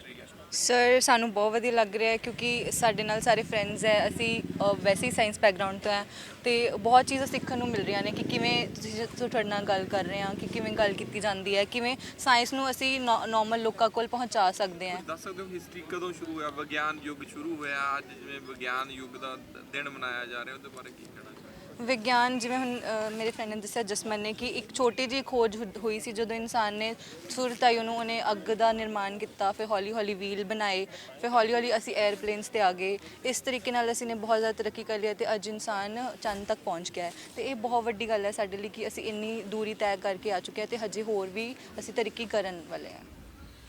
ਬਿਲਕੁਲ ਸਾਇੰਸ ਦਾ ਜਿਹੜਾ ਸਪਤਾਹ ਮਨਾਇਆ ਜਾ ਰਿਹਾ, ਜਿਸ ਦੇ ਵਿੱਚ ਦੇਖ ਸਕਦੇ ਆ ਸਟੂਡੈਂਟ ਬੈਠੇ ਨੇ, ਵੱਖ-ਵੱਖ ਢੰਗ ਦੇ ਜਿਹੜੇ ਬਣਾ ਰਹੇ ਨੇ ਪੋਸਟਰ, ਕਾਰਟੂਨ ਮੇਕਿੰਗ ਕੰਪੀਟੀਸ਼ਨ ਹੋ ਰਿਹਾ, ਕਈ ਜਿਹੜੇ ਪ੍ਰੋਜੈਕਟ ਵੀ ਬਣੇ ਹੋਏ ਨੇ ਇੱਕ ਸੌਖੇ ਢੰਗ ਨਾਲ ਪੰਜਾਬੀ ਭਾਸ਼ਾ ਦੇ ਵਿੱਚ। ਵਿਗਿਆਨ ਕੀ ਆ, ਵਿਗਿਆਨ ਯੁੱਗ ਕਦੋਂ ਸ਼ੁਰੂ ਹੋਇਆ ਤੇ ਹੁਣ ਇਹਦੇ ਵਿੱਚ ਕਿੰਨੀਆਂ ਚੇਂਜਸ ਆਈਆਂ ਨੇ, ਕਿੰਨੀ ਕੁ ਜਾਣੀ ਕਿ ਤਰੱਕੀ ਕੀਤੀ ਗਈ ਹੈ ਤੇ ਆਉਣ ਵਾਲੇ ਸਮੇਂ 'ਚ ਹੋਰ ਕਿੰਨੀ ਤਰੱਕੀ ਕੀਤੀ ਹੈ, ਇਹਨਾਂ ਸਾਰੀਆਂ ਗੱਲਾਂ ਨੂੰ ਲੈ ਕੇ ਜਿਹੜਾ ਹੈਗਾ ਵਿਗਿਆਨ ਸਪਤਾਹ, ਵਿਗਿਆਨ ਹਫ਼ਤਾ ਮਨਾਇਆ ਜਾ ਰਿਹਾ ਹੈਗਾ। ਪੂਰੇ ਦੇਸ਼ ਭਰ ਦੇ ਵਿੱਚ 75 ਥਾਵਾਂ ਤੇ ਮਨਾਇਆ ਜਾ ਰਿਹਾ, ਪੰਜਾਬ ਦੇ ਵਿੱਚ 4 ਜਗ੍ਹਾ ਤੇ ਮਨਾਇਆ ਜਾ ਰਿਹਾ, ਜਿੱਥੇ ਕਿ ਵੱਖ-ਵੱਖ ਦਿਨ, ਜਿਵੇਂ ਇਸ ਅੱਜ ਦਾ ਦਿਨ ਹੈਗਾ ਜਿਹੜਾ ਵਿਗਿਆਨ ਯੁੱਗ ਕਦੋਂ ਸ਼ੁਰੂ ਹੋਇਆ, ਉਸ 'ਤੇ ਜਿਹੜਾ ਅੱਜ ਜਿਹੜੇ ਇੱਥੇ ਕੰਪੀਟੀਸ਼ਨ ਜਾਂ ਇਹਨਾਂ ਨੂੰ ਪੋਸਟਰ ਮੇਕਿੰਗ ਰਾਹੀਂ ਦੱਸਿਆ ਜਾ ਰਿਹਾ। ਲੁਧਿਆਣਾ ਤੋਂ ਕੈਮਰਾ ਪਰਸਨ ਰੋਹਿਤ ਦੇ ਨਾਲ ਤਰਸੇਮ ਪਾਲ। ਲੁਧਿਆਣਾ ਦੇ ਪੰਜਾਬੀ ਭਵਨ ਦੇ ਵਿੱਚ doctor Mohinder Singh Randhawa art gallery ਵਿਖੇ ਕੌਮਾਂਤਰੀ ਮਾਤ ਭਾਸ਼ਾ ਦਿਵਸ ਮਨਾਇਆ ਗਿਆ। ਇਸ ਬਾਰੇ ਜਾਣਕਾਰੀ ਦਿੰਦਿਆਂ ਹੋਇਆਂ ਪ੍ਰੋਗਰਾਮ ਦੇ ਸੰਚਾਲਕ ਪ੍ਰੋਫੈਸਰ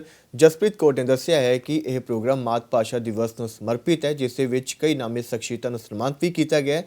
ਦੱਸੀਏ ਕਿ ਇਸ ਮੌਕੇ ਹਾਜ਼ਰ ਕਵੀਆਂ ਨੇ ਮਾਤ ਭਾਸ਼ਾ ਨਾਲ ਸੰਬੰਧਿਤ ਕਵਿਤਾਵਾਂ ਪੜ੍ਹ ਕੇ ਖੂਬ ਰੰਗ ਬੰਨਿਆ।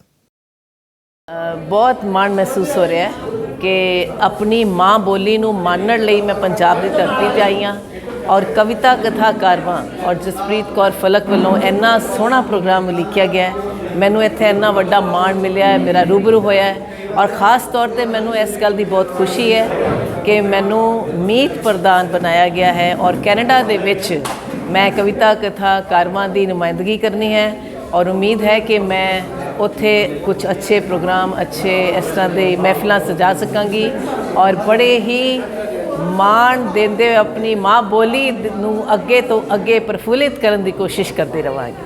ਮਾਂ ਬੋਲੀ ਦਾ ਉੱਚਾ ਦਰਜਾ ਲਾ ਨਹੀਂ ਹੋਣਾ ਇਸ ਦਾ ਕਰਜ਼ਾ, ਅਦਾਰਾ ਕਵਿਤਾ ਕਥਾ ਕਾਰਵਾਂ ਵੱਲੋਂ ਅੰਤਰਰਾਸ਼ਟਰੀ ਮਾਂ ਬੋਲੀ ਨੂੰ ਸਮਰਪਿਤ ਅੱਜ ਪੰਜਾਬੀ ਭਵਨ ਦੇ ਵਿਹੜੇ ਵਿੱਚ ਇਹ ਪ੍ਰੋਗਰਾਮ ਕੀਤਾ ਗਿਆ, ਜਿਹਦੇ ਵਿੱਚ ਬਹੁਤ ਸਾਰੀਆਂ ਸ਼ਖਸੀਅਤਾਂ ਨੂੰ ਸਨਮਾਨਿਤ ਕੀਤਾ ਗਿਆ ਤੇ ਇੱਕ ਵਿਸ਼ੇਸ਼ ਗੱਲ ਜਿਹੜੀ ਕਿ ਅਦਾਰੇ ਦੀ ਰਹੀ, ਕਵਿਤਾ ਕਥਾ ਕਾਰਵਾਂ ਨੇ ਆਪਣੇ ਦਾਇਰੇ ਨੂੰ ਹੋਰ ਵਿਸ਼ਾਲ ਕਰਦਿਆਂ ਹੋਇਆ ਇਸ ਨੂੰ ਅੰਤਰਰਾਸ਼ਟਰੀ ਪੱਧਰ ਤੱਕ ਉਹ ਲੈ ਕੇ ਗਏ ਨੇ। ਕੁਝ ਨਵੀਆਂ ਨਿਯੁਕਤੀਆਂ ਕੀਤੀਆਂ ਨੇ, ਜਿਨ੍ਹਾਂ ਵਿੱਚ ਮੀਤਾ ਖੰਨਾ ਜੀ ਕੈਨੇਡਾ ਤੋਂ ਨੇ, ਇਸੇ ਤਰ੍ਹਾਂ ਅਮਨ ਫੱਲੜ ਜੀ ਨੇ, ਗੁਰਵਿੰਦਰ ਕੌਰ, ਡਾਕਟਰ ਰਵਿੰਦਰ ਸਿੰਘ ਚੰਦੀ, ਜਿਨ੍ਹਾਂ ਨੂੰ ਨਵੀਆਂ ਨਿਯੁਕਤੀਆਂ ਦਿੱਤੀਆਂ ਗਈਆਂ, ਜਿਨ੍ਹਾਂ ਨੇ ਅਹਿਦ ਲਿਆ ਕਿ ਅਸੀਂ ਪੰਜਾਬੀ ਮਾਂ ਬੋਲੀ ਦੀ ਸੇਵਾ ਲਈ ਹੋਰ ਅੱਗੇ ਵੱਧ ਚੜ੍ਹ ਕੇ ਕੰਮ ਕਰਾਂਗੇ।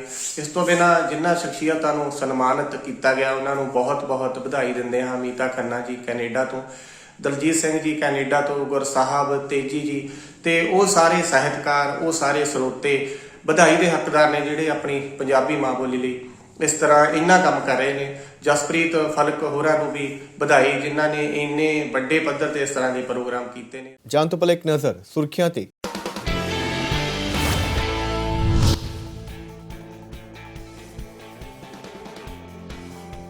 ਮਰਹੂਮ ਅਦਾਕਾਰ ਦੀਪ ਸਿੱਧੂ ਦੇ ਘਰ 'ਚ ਅਫਸੋਸ ਕਰਨ ਪਹੁੰਚੇ ਉੱਘੇ ਅਕਾਲੀ ਆਗੂ, ਪਰਿਵਾਰ ਨਾਲ ਦੁੱਖ ਕੀਤਾ ਸਾਂਝਾ। ਕਿਸਾਨੀ ਸੰਘਰਸ਼ ਵਿੱਚ ਦੀਪ ਸਿੱਧੂ ਦੇ ਯੋਗਦਾਨ ਨੂੰ ਵੀ ਕੀਤਾ ਯਾਦ।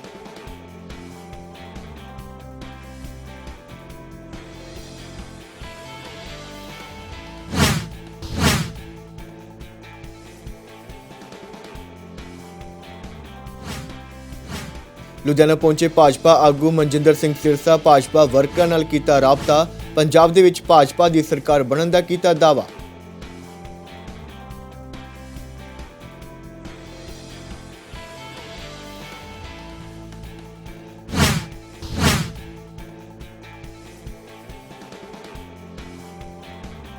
ਚੋਣਾਂ ਸ਼ਾਂਤੀਪੂਰਵਕ ਨੇਪਰੇ ਚੜ੍ਹਨ ਤੇ ਸ਼ੁਕਰਾਨੇ ਵਜੋਂ ਉਮੀਦਵਾਰ ਹਿਸ਼ਰਾਏ ਟਾਂਡਾ ਨੇ ਕਰਵਾਇਆ ਸੁਖਮਨੀ ਸਾਹਿਬ ਦਾ ਪਾਠ। ਵਾਹਿਗੁਰੂ ਦਾ ਕੀਤਾ ਸ਼ੁਕਰਾਨਾ। ਚੋਣਾਂ ਦੌਰਾਨ ਸਹਿਯੋਗ ਦੇਣ ਲਈ ਆਮ ਜਨਤਾ ਅਤੇ ਪਾਰਟੀ ਵਰਕਰਾਂ ਦਾ ਕੀਤਾ ਧੰਨਵਾਦ।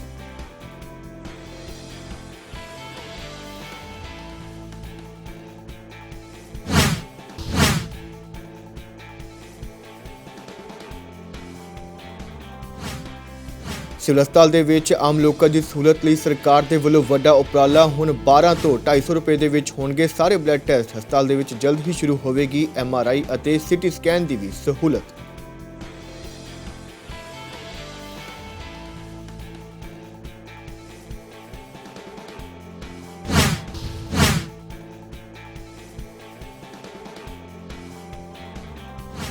ਵਿਗਿਆਨ ਭਵਨ ਦੇ ਵਿੱਚ ਮਨਾਇਆ ਗਿਆ ਕੌਮਾਂਤਰੀ ਮਾਤ ਭਾਸ਼ਾ ਦਿਵਸ। ਕਵੀਆਂ ਨੇ ਮਾਤ ਭਾਸ਼ਾ ਨੂੰ ਸਮਰਪਿਤ ਕਵਿਤਾਵਾਂ ਪੜ੍ਹ ਕੇ ਬੰਨਿਆ ਰੰਗ। ਨਾਮੀ ਸ਼ਖਸੀਅਤਾਂ ਨੂੰ ਕੀਤਾ ਗਿਆ ਸਨਮਾਨਿਤ।